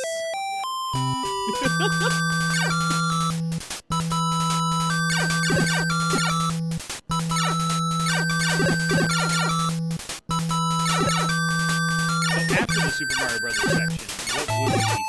Up next would then be the underwater shmup section. Okay. With great white sharks, sea urchins, and once again everything trying to murder you, but you're under the sea. So what this game feels like to me is using it in today's terms. Like there are things like game developers or like even software developers will do called like jams, like game jams or hackathons or whatever. Yeah. This really feels like they did like a hackathon. They're like, hey, everybody like make a game. And then they just put them all together. Yeah, like All the different like team A did a racing game and team B did this. yeah, I mean that's honestly what it feels like is like they went to the developers, like, alright, cool, we're gonna have like, you know, about 8 stages planned out. We're gonna round up into like 8 different teams. Everybody make a game. The only prerequisites is we need a car. And that's it. Have fun. What about the theme? Oh yeah, we're theming it based off Paris Dakar. But you know, it's fine. Just make your own game. We'll put a story behind it. It's fine. No one's gonna notice. This is just base it as much realism as you possibly can, and this is what was created. Button.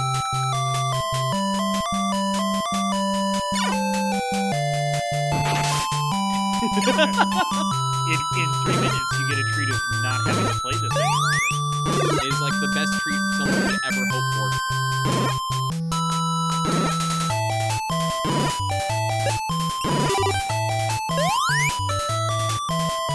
All right. right, we got less than 2 minutes remaining. So if you thought the momentum was bad, now you have to do consecutive jumps. Thankfully, no. Like, the bird at this point is just doing paint damage and just curing your windshield. It's not actually triggering the C4 explosives. That's because he turned off the car. Yeah, exactly. The car, yeah. Threw the stick in the neutral, turned off the ignition, pulled up on the parking brake, crossing the T's, dotting the lowercase J's. Yeah.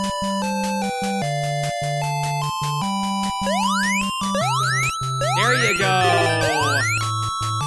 Right at the 1 minute and 5 second mark.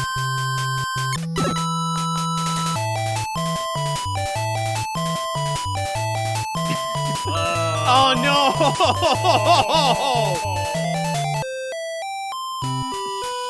Oh, less than a minute, y'all. Less than 1 minute. I do like how the news helicopter is like, we want to make it. So that's why the news helicopter stayed dropping things down so they could have something to film. They just sit there. It's like, we need a story, but we are the story. They have a second news helicopter out there, getting the B-roll going. A rogue helicopter tries to take out famous race. More at 11. We'd like to show you, but we didn't get a good shot of it. It's an active investigation, so we blurred it out on the video. All right, 10 seconds remaining. 5, 4, 3, 2, 1. That's that.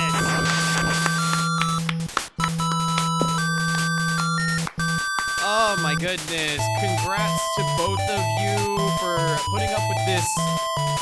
How would y'all describe this game? Excruciating. Miranda says excruciating. Parts of it that are fun, but frustrating. So, did you find the unlimited continues to continue to help you keep going throughout this, or would you have preferred something that had more of a limited continue?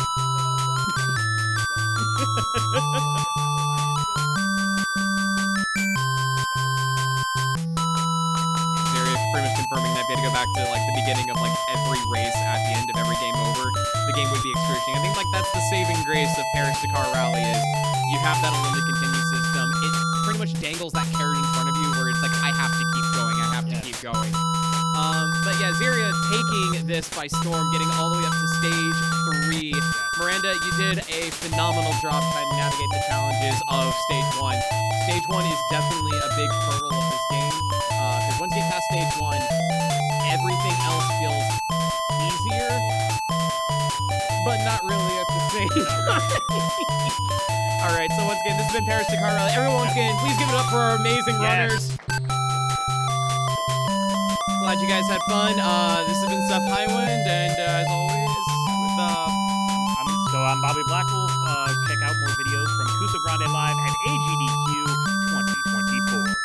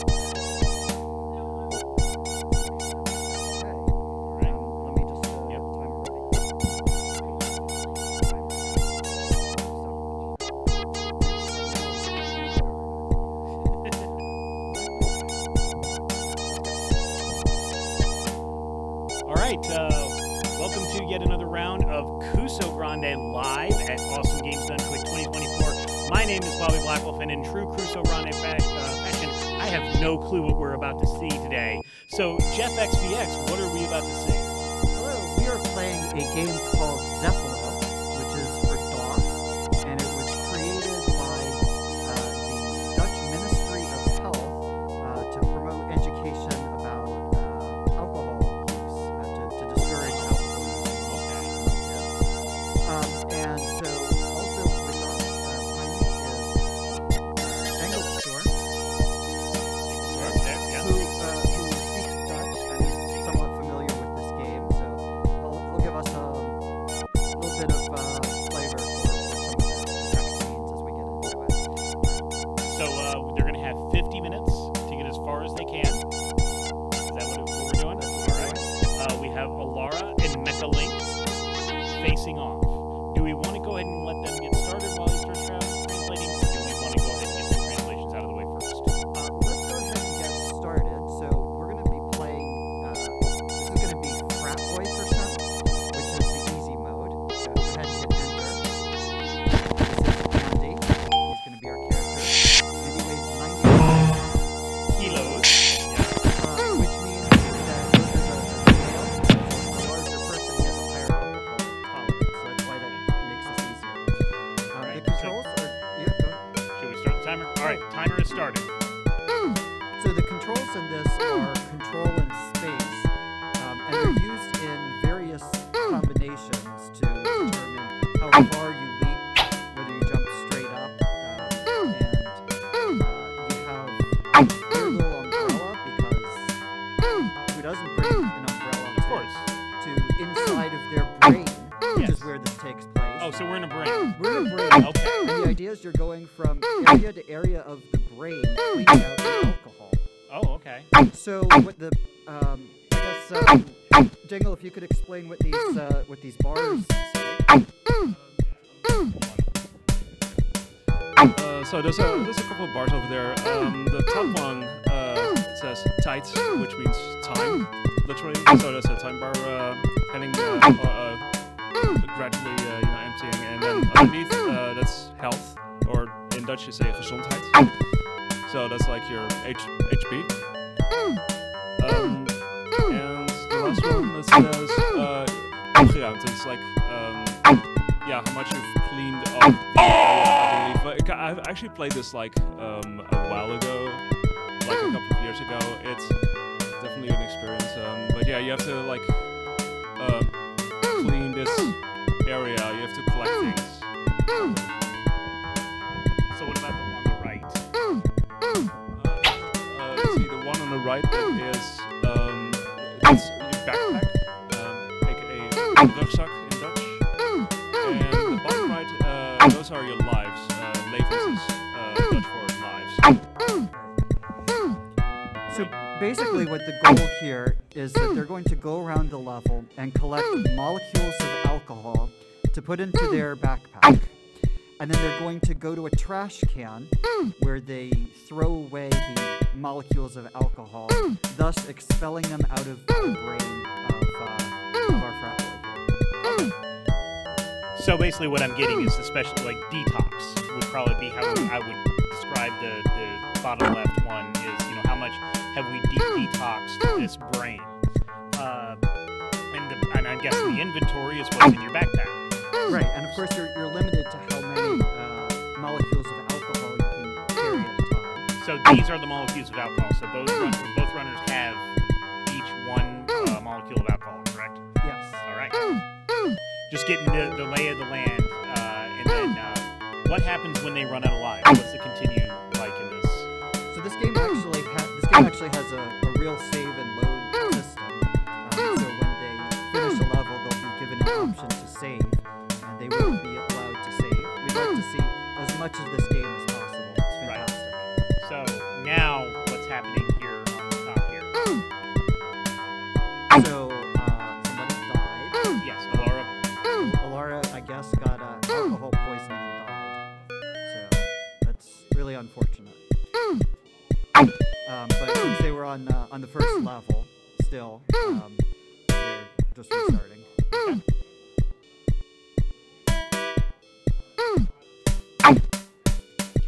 How much education did you think this actually had in its day? Was it effective? Do we know? Well, I have to say, I haven't really heard this game prior to being featured in Kusogrande like a couple of years ago. Like there may have been, there was a campaign which I honestly myself wasn't as aware of. There were other Dutch language games that I was playing at the time, but this was not one of them, I have to say. But I discovered it later on. So this was actually made by a game company in association with the University of Utrecht. How do you say Utrecht? Utrecht. So the University of Utrecht, along with a small game developer, made this, and then in association with the Ministry of Health, they distributed it. I gotta say, I didn't really learn a whole lot from this game, but I guess it falls into the vague category of edutainment things that passed in the 1990s Yes. for educational. Yeah, no, I'm actually reminded of a educational game that was on the Commodore 64, and I can't remember the name of it, but it was a teeth cleaning game. And you like had a big toothbrush and brushing the teeth and trying to avoid the plaque and everything to try to convince kids to brush their teeth. And I don't know how well that was either. There were multiple games like Ooh, that. yeah. One of them was made by Colgate, and the other one is either German or Dutch. Tooth Invaders is the specific one I was thinking. yeah, okay. I think that was the Crest one.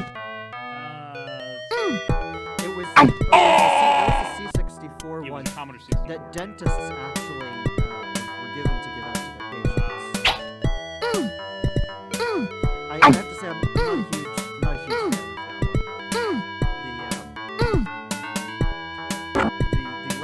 The later game that came out for DOS is a lot more interesting. It has like actual bacteria that can run around and kill the babies. So neither of our runners have actually successfully detoxed any bit of alcohol out of the frat boy. I see that one actually has some of we've gotten some of the alcohol, but we haven't trashed it yet. Yeah, there is a trash bin, and when they get to it, they'll be able to empty out everything that they have in their bag. So ideally, they want to collect as many as they can first before they go there. I'm not sure if either of them have figured out where it is yet. Yes, pushing the help button will not help you. It will just make you more confused. I mean, it helps Jenkins, but it doesn't help the rest of us. This game actually, it didn't come with a manual as such, but it did have a reference card. I looked through that, and it was mostly just instructions on if you are using an incredibly slow old computer, you can hit these buttons to make the game play faster. I imagine that this was running on a lot of schools' computers. First detoxification from Mecha Link. So as you can see from the bar in the bottom left, that didn't get really all that far towards clearing the level. There are a lot of alcohol molecules in here. This frat boy has been drinking quite a lot. Are there more alcohol molecules or less alcohol molecules in this brain than there are fleas in the flea game from yesterday?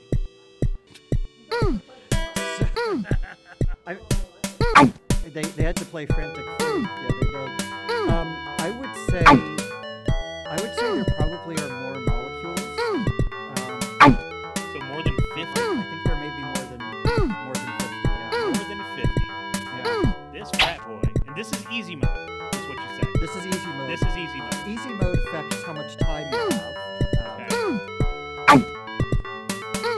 I guess that there's supposed to be some reasoning behind that. I don't know what it is. He's younger.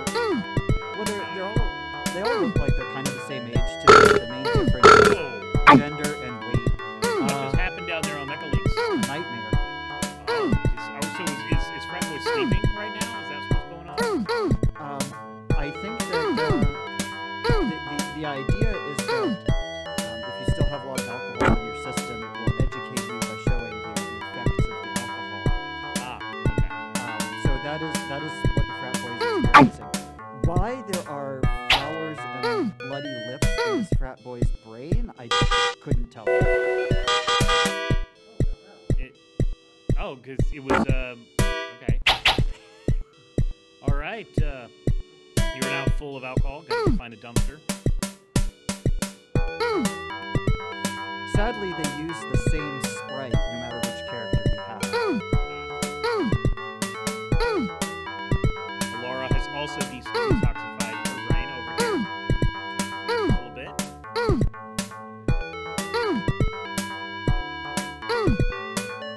You like how I'm trying to get like the deep lore? Is he sleeping? It's like, who cares? It's about getting rid of the alcohol. Yeah, I mean, But I'm trying to find the lore. there is supposed to, I don't know if you'd call it lore, but there are supposed to be effects that you see to educate you beyond like alcohol bad.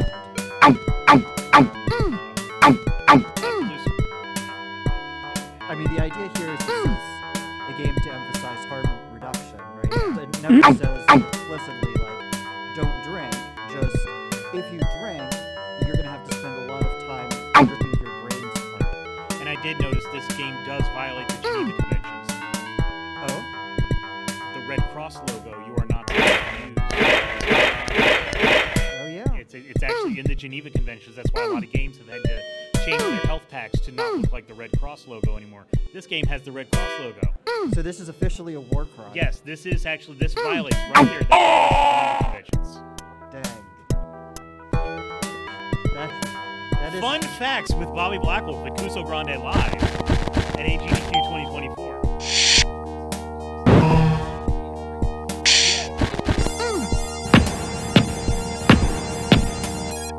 Alright, unfortunately Mekalink is starting over with a fully drunk brain.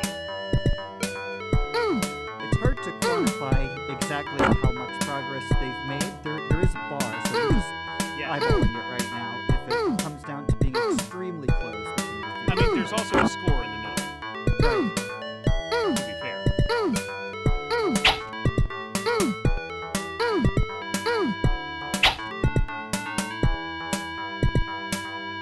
So now Alara is actually in the lead, but only has one life left.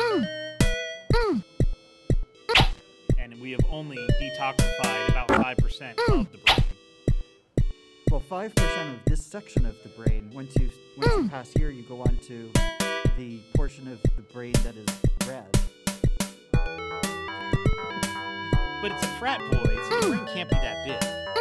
I mean, We only use 10% of our brains. We don't care about if the other 90% is drunk. well, this game.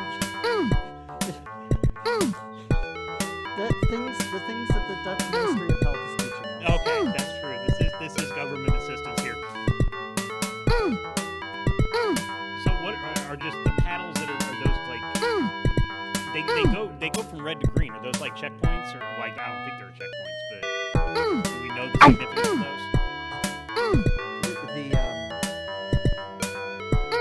Those like switch things. Yeah, the switches. Like the switch right here on Mechalink's screen that he's about to hit. What is the significance of those? Trying to think because I guess they may cause certain things to happen around that area. So I'm not actually sure anymore. I have to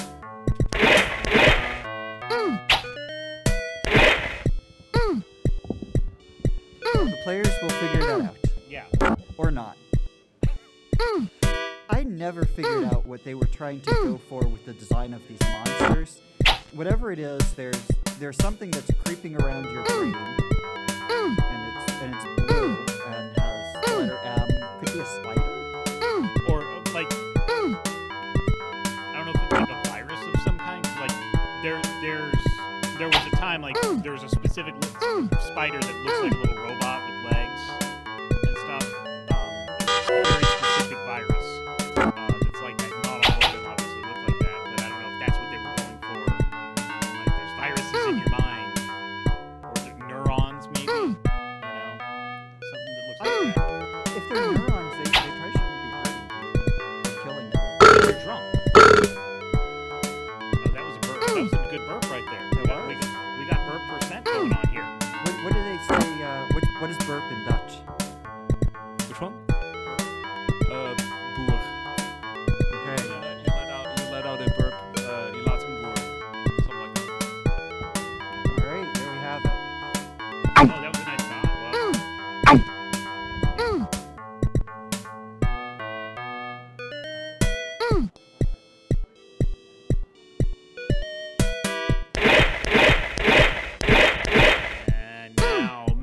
has taken the lead with more detoxing.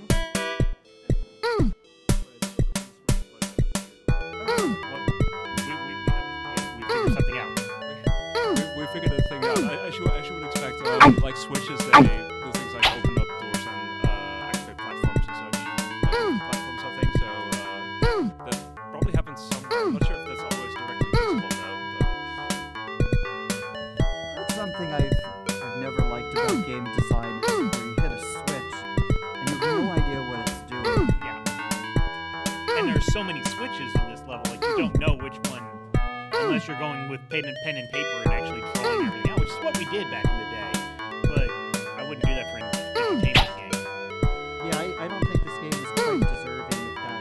No, I don't need to get my graph paper out for this game.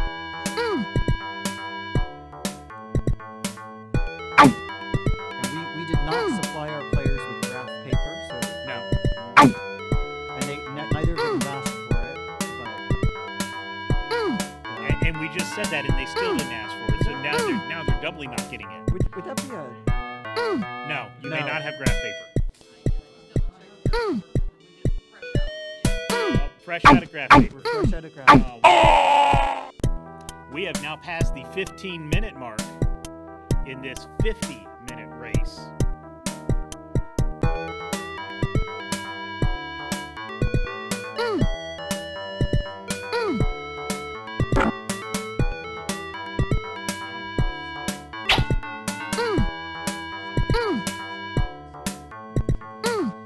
So I'm not really sure what the idea is with the graphics and the idea of this being your brain, because it kind of looks like clouds in the background, maybe some clouds. Yeah. Maybe the developer was making a game for something else, and then they were just told, "Hey, We got funding. we got funding." We got funding, and so make a game based on this. And yeah. Because it's that grant money that you can get. Like that's what everybody's going for, and that's why they were trying to make a lot of these entertainment games, is because the government will pay for it, sure. But like I can see some of the iconography, like the thinking of death is why the skull and crossbones is there. Probably thinking of love would be the lips, I guess. or a breakup would be because it was bloody lips, right? Yeah. It's abstract.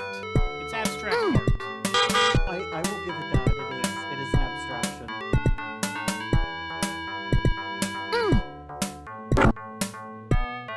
Okay, so I am seeing the blue switches on Alara's screen. So like the blue platform. So I'm assuming those were turned on by something.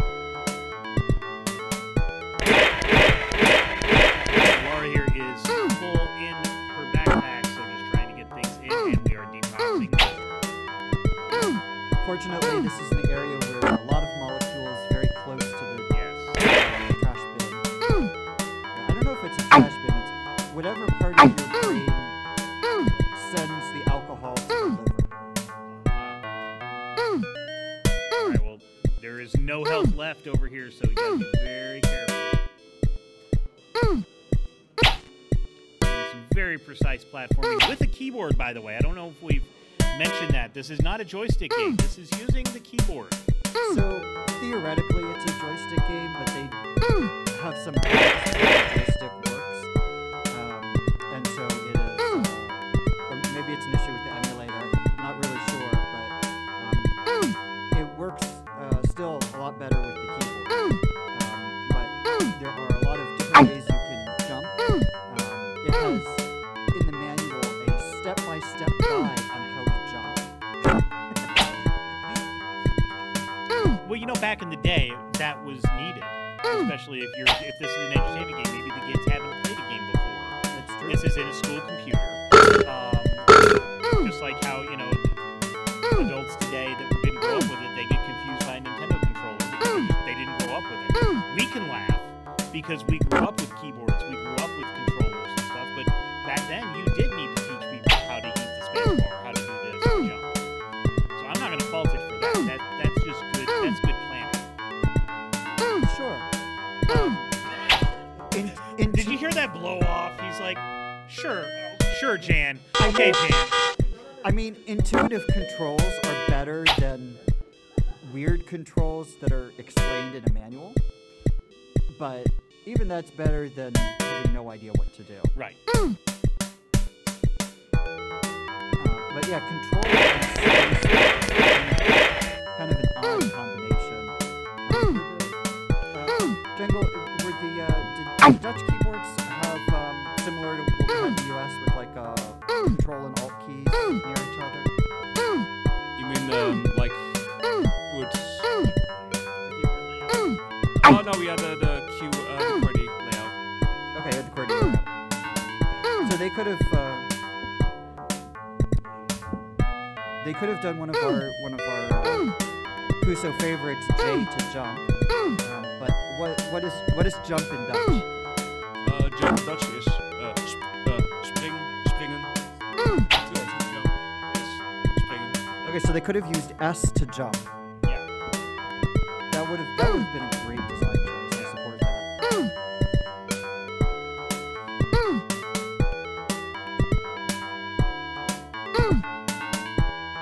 Or are we doing on time? What? I mean, it's still there. It's just running. There you go. All right, we have passed the 20-minute mark as we detoxify the first part of the frat boy brain.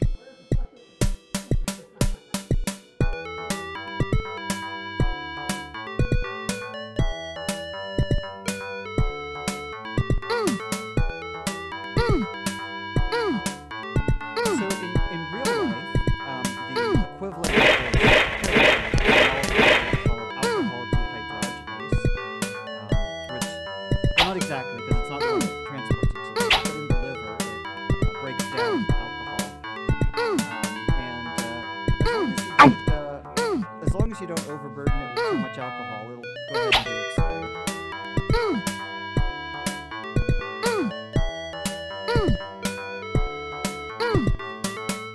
But of course, the real danger here is you've got to get alcohol out of the brain and down to the liver. I don't know, like, this frat boy, like, I don't know about you, I don't drink alcohol into my brain. I drink alcohol down into my stomach. It's kind of this. He's over here going like, okay, Jan, whatever. I mean, I don't know. Maybe it's a cultural thing. Okay. Is it a cultural thing It's a cultural thing too. to drink alcohol directly into your brain instead of into your stomach? Like you drink through your throat. Eventually, Okay. Okay, it works its way back. Okay.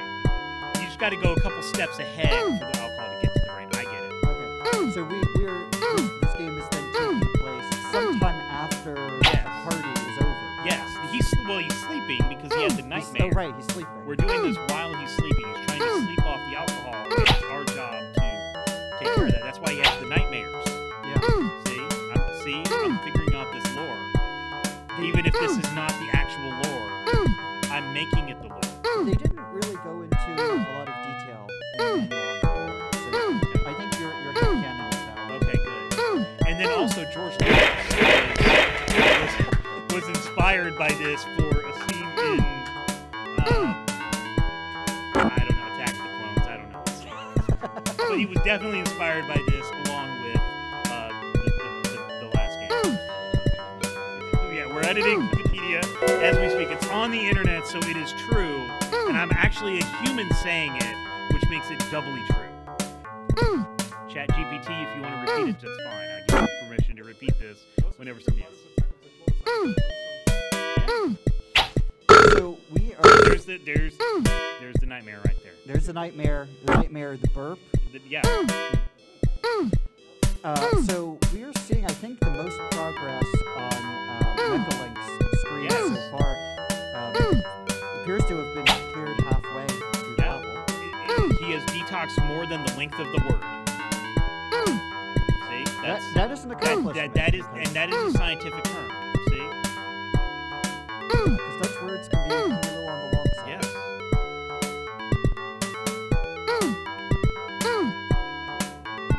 And then all the way back to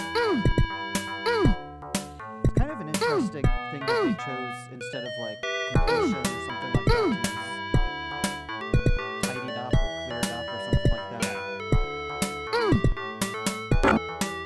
So, I'm not entirely clear what those rivers of yellow liquid are that you can I don't know. that you Yeah. can slip on. I mean, I hope I don't have those in my brain.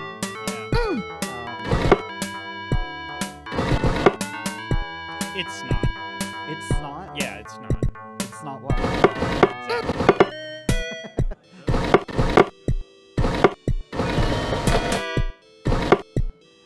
I feel like I do have these things in my brain when I'm trying to think of something. I just keep. Oh, so what's the pattern here? Okay. Ah, there we go. Speed tech. I don't know if there's any speedruns of this game yet. There've certainly been a lot of games that have given out, and people have decided to take the horror and normalize it and speedrun it. But I don't. There really hasn't been much pickup on this game. So the flowers restore some health. That's what we saw there. That's good.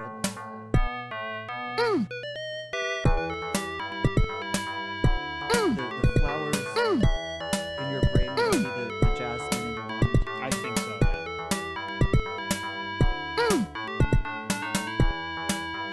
I'm waiting for the birdhouse to be in here, for the birdhouse that's in my soul. I'm a little friend. I'm not your only friend. I don't know. I don't know if we're gonna see a bird. No birdhouse in our soul? I don't think that there's a bird. I mean, I can't speak for your soul, but at least Okay.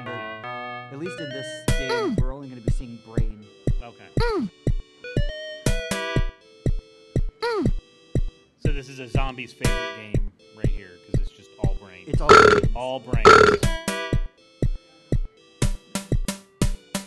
Except the zombies are probably looking at this brain going like, I'm gonna starve. Well, no, this brain would be. It would be delicious. I feel like the red things with some kind of cilia on them. That looks like it's supposed to be some kind of bacteria Yeah. or fatty. I'm not entirely sure though the spiders are here for. Yeah.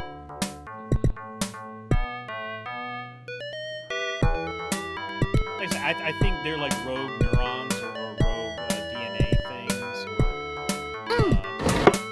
a virus of some kind. I think that might have been how they retconned whatever they made that for the original game. Like, oh, they're viruses. Yeah. Because I do believe our initial thing is correct. This was originally like made to be a different game. They gave them money and they're like, let's just take this thing we've already made and, pocket the money.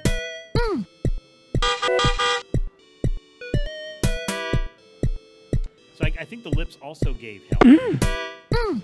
So because now Link is at full health with 3 lives and probably about 60% through to detoxifying the part of the brain.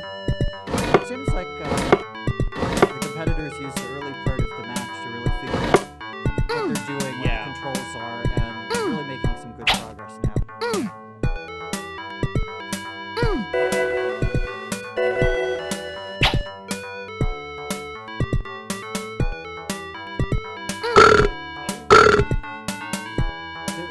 Those nightmares come at the most I inopportune know, times. exactly. Well, I think it's probably set to the time. That's because we're running out of time here. Yeah. That's so the health is great. I also love the little umbrella. There's no real explanation for Yeah. it, but you just... It's to glide. Yeah, I mean, it explains the movement a little bit, Yeah. why it's like that, but... Laura doing some damage boosting, I noticed up here on the top.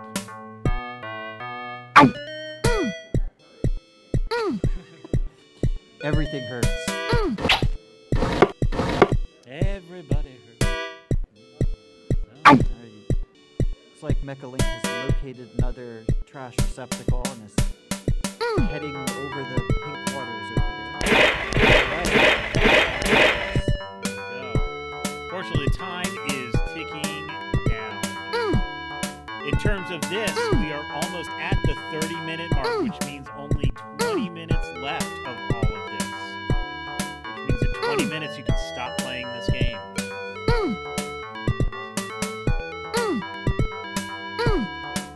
Well, one of you will have to play another game tomorrow. You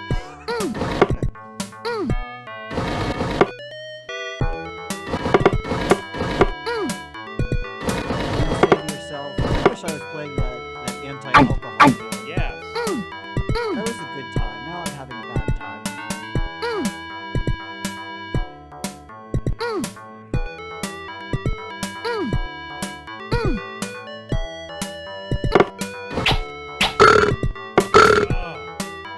That nightmare. You want to know what that nightmare was about? What's that? Playing Pyramid on level 7. That's what that nightmare was right there. We got it too soon from the competitor.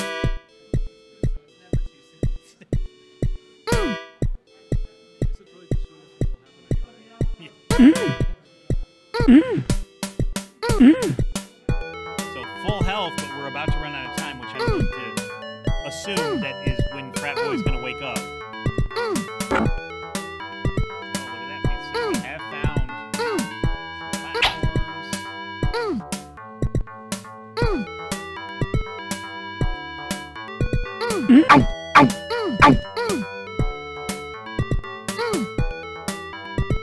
Okay, so I can see here, like, these are probably the platforms that will be. You can see little dots. The platforms that will show up when you hit that switch right there.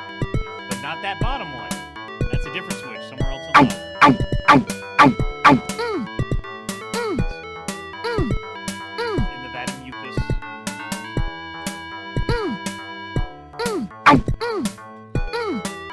So even though it looks, this level looks kind of maze-like, there is some progression to it. Right? So you get the switches that enable you to go into another part of this level.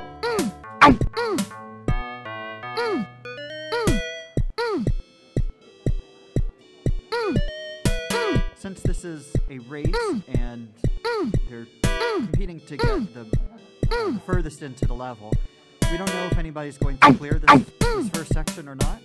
So it's to the racer's advantage to try and collect as many as they can, as fast as they can. So even if you leave one behind early on, if that gives you time to pick up 5 more, then you might be better positioned in the race.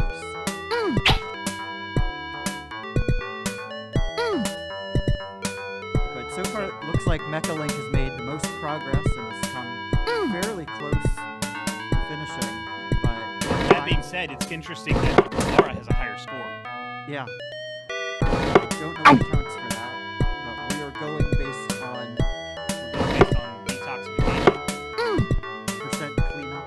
Yeah, so this bottom left.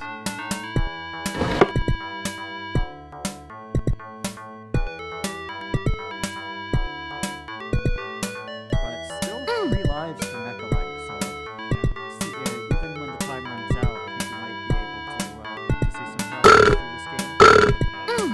But Mecha Link's running out of Oh, that's good. running out of health and time. Aren't we all? Oh, and there it goes. And you have to start all over. Yeah, You keep the score though. right.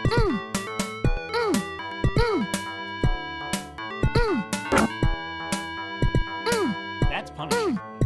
Yeah, right? I mean, just kind of a lot of the games of the era were like, hey, you didn't finish level 1, you're starting all over. Most of the game is level 1, but that seems fair. And so so let's talk about what the lesson is learned by the kids that played this game. If you can't succeed, just don't even try.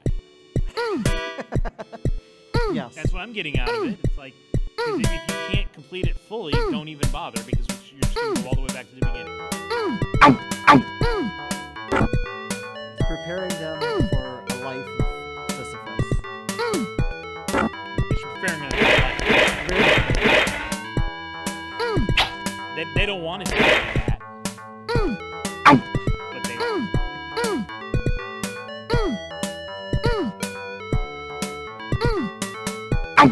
So Alara certainly has enough time that perhaps you can catch up. But only no help. But only no help. All you need is one hit point on green. Or a nightmare. Or nightmare in this case, maybe. Elite platforming skills, they're Laura gets across. Now, can you get to the health? If you even want to go to the Geneva Convention health. And run the risk of dying in the mucus that is around the Geneva Convention health.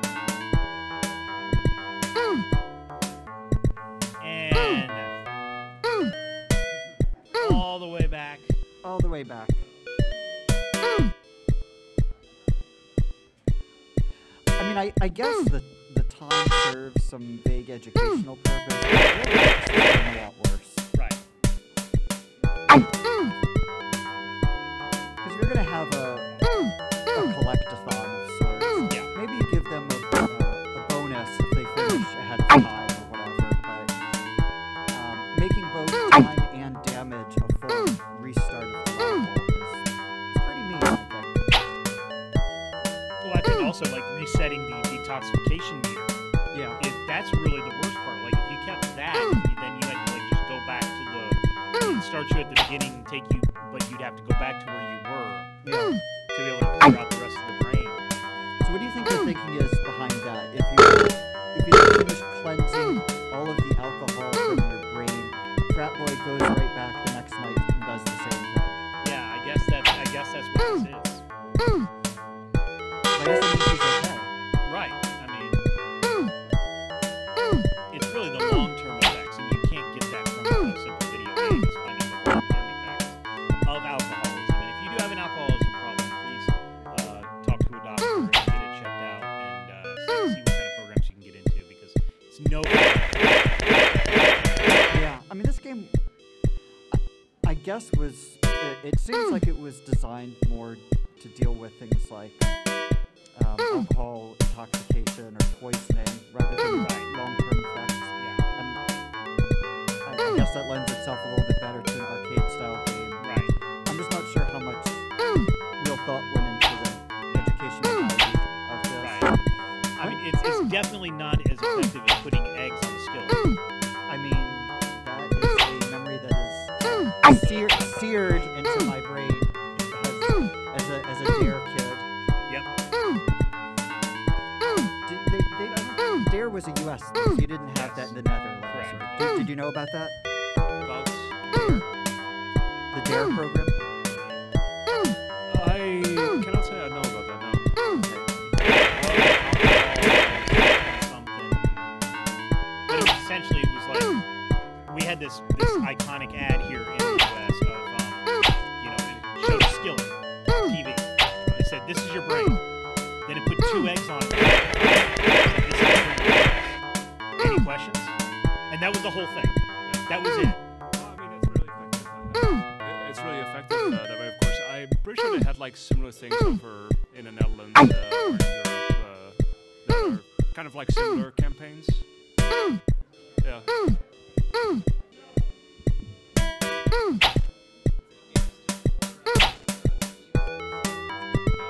Drug abuse resistance education. Thank you, Internet. And that was a big popular school child thing. I don't remember Dare having any cool platformers like this. No, they didn't. They just had all they needed was the skillet and the eggs. After that, Yeah, when do I get my DOS game? That would have been such a cool game if you play like you're the eggs and you're trying to get away from the skillet. yeah.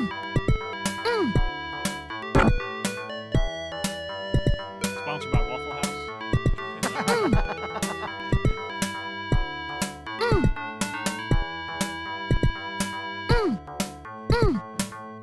All right. Well, we are almost at the 10-minute remaining mark.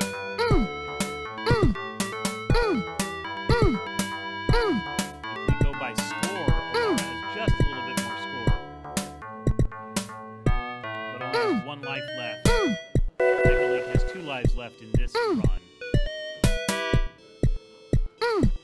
I think still so far, Mecha Link has come the closest to finishing level Yes. 1. That is correct. Right now, in terms of detoxification, they're pretty close. They're pretty even.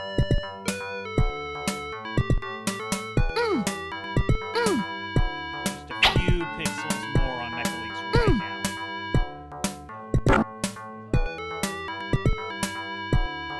At least there's no fall damage. Yeah, I guess that's why they give you an umbrella. Yeah.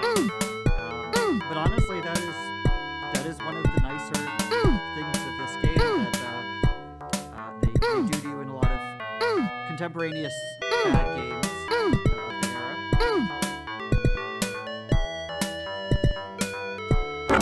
There's no fall damage. There is a save and continue system if you do manage to get past this level 1. You don't have to do it again.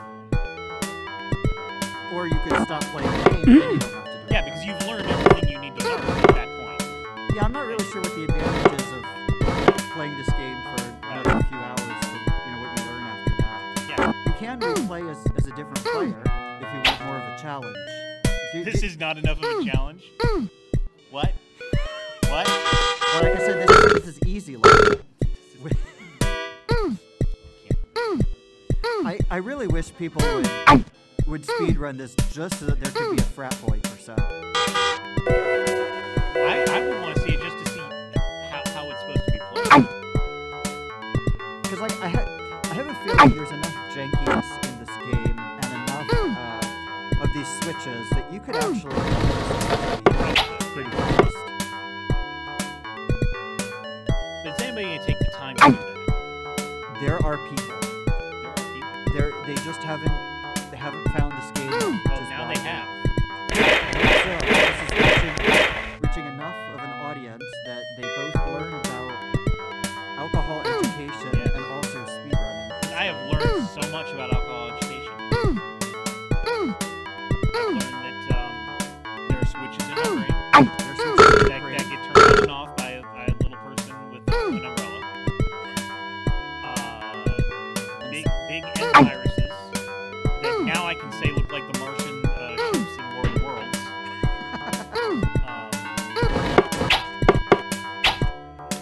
Yeah, that's what I've learned.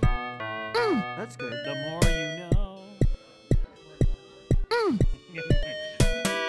And more George Lucas facts about things that George Lucas was inspired by. And specifically Attack of the Clones.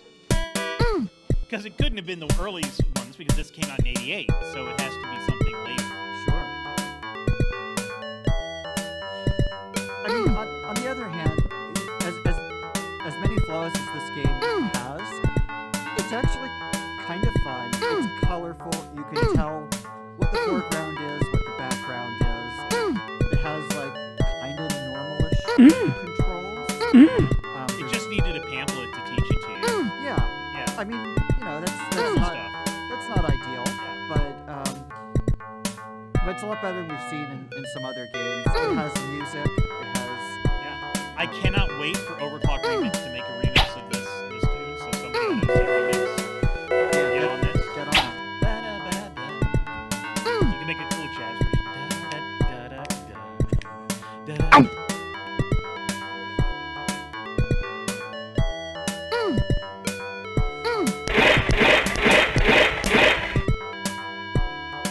I just wish there was a little bit more variety to some of these levels. I mean, the pink and the yellow liquid helps a little bit, but they use one texture.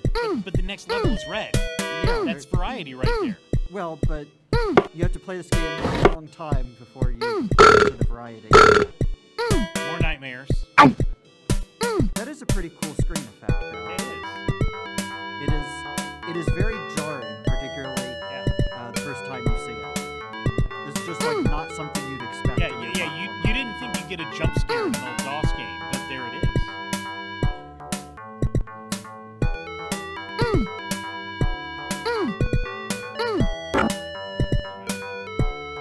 They're actually pretty close in terms of completion right now. Yeah. Both contestants, as we reach the 5-minute mark, we are getting close to the end. I think they both have about 5 minutes left to talk as Yes. well. So.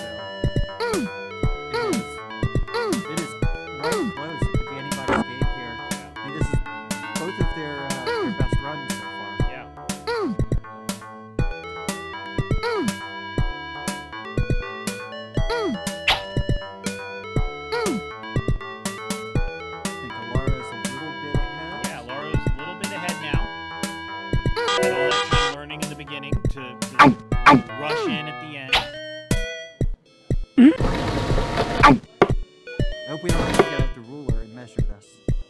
We have had Kusogrande matches decided by pixels as to who made the most progress. We're counting frames. Oh, that was a big help. That was a big help on Mechalink. So Mechalink has now taken the lead.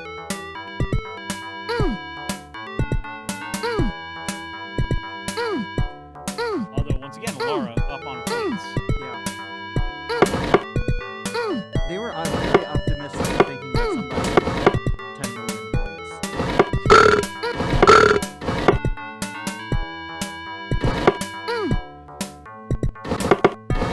Alright, we're at 4 minutes remaining.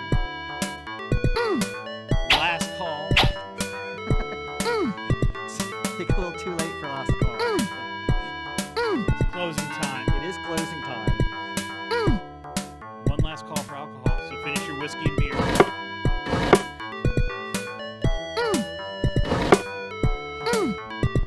Clean it. Bust your table. Clean up after yourself. GTFO.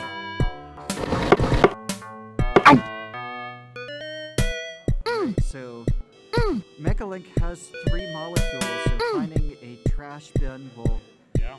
really boost them. Laura still needs to find some molecules and then take them to the trash. A little more progress needs to be made there. Yep, I saw a molecule, but it was just out of reach.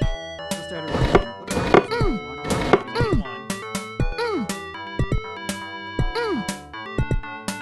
Oh, there's a whole bunch more molecules.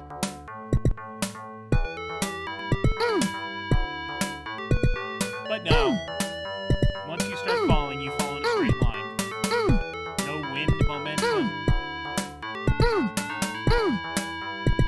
Because I mean, like, why would physics like that work in the brain? Like, the brain is a different, like, it's, you know, quantum computers are different from regular computers. Your brain is different from the real world. Yeah. This totally makes sense.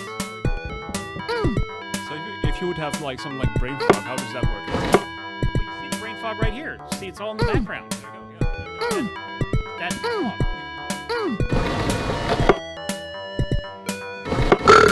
See, yeah, this side, and then there's the nightmare. And, you know.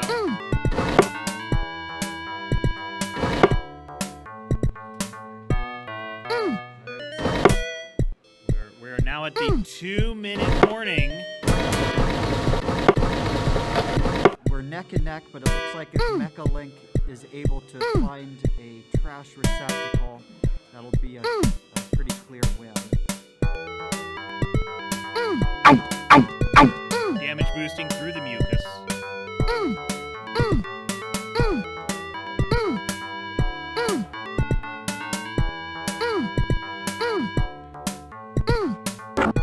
There is a trash receptacle right there.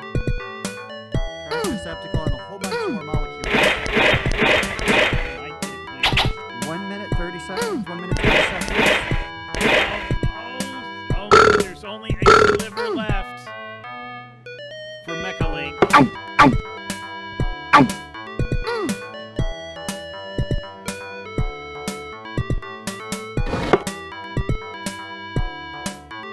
And I think also it's don't die. Because then your progress gets reset.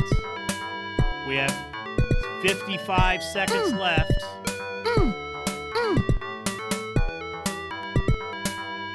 And now it's just play hunt for that one oh, I think those are the last 2. Oh. But no health. 40 seconds left to get to the trash. This could be it. There it is. Yeah. Yeah. It's asking if you want to save. You should save Yeah. for posterity. Yeah. Yeah. Yes, there you go. Look at that. All right. 10 seconds remaining. 8. Oh, that's the new brain. That's the next part of the brain. Oh, okay. 3, 2, 1, and time.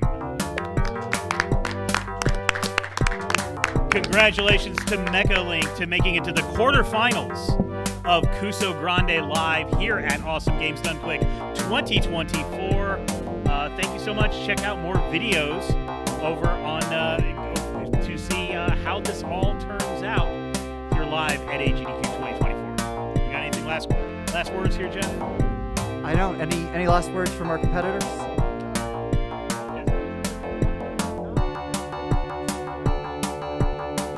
So the reason that there's instructions to jump is because it takes a 2 or 3 button combination and you have to hold space.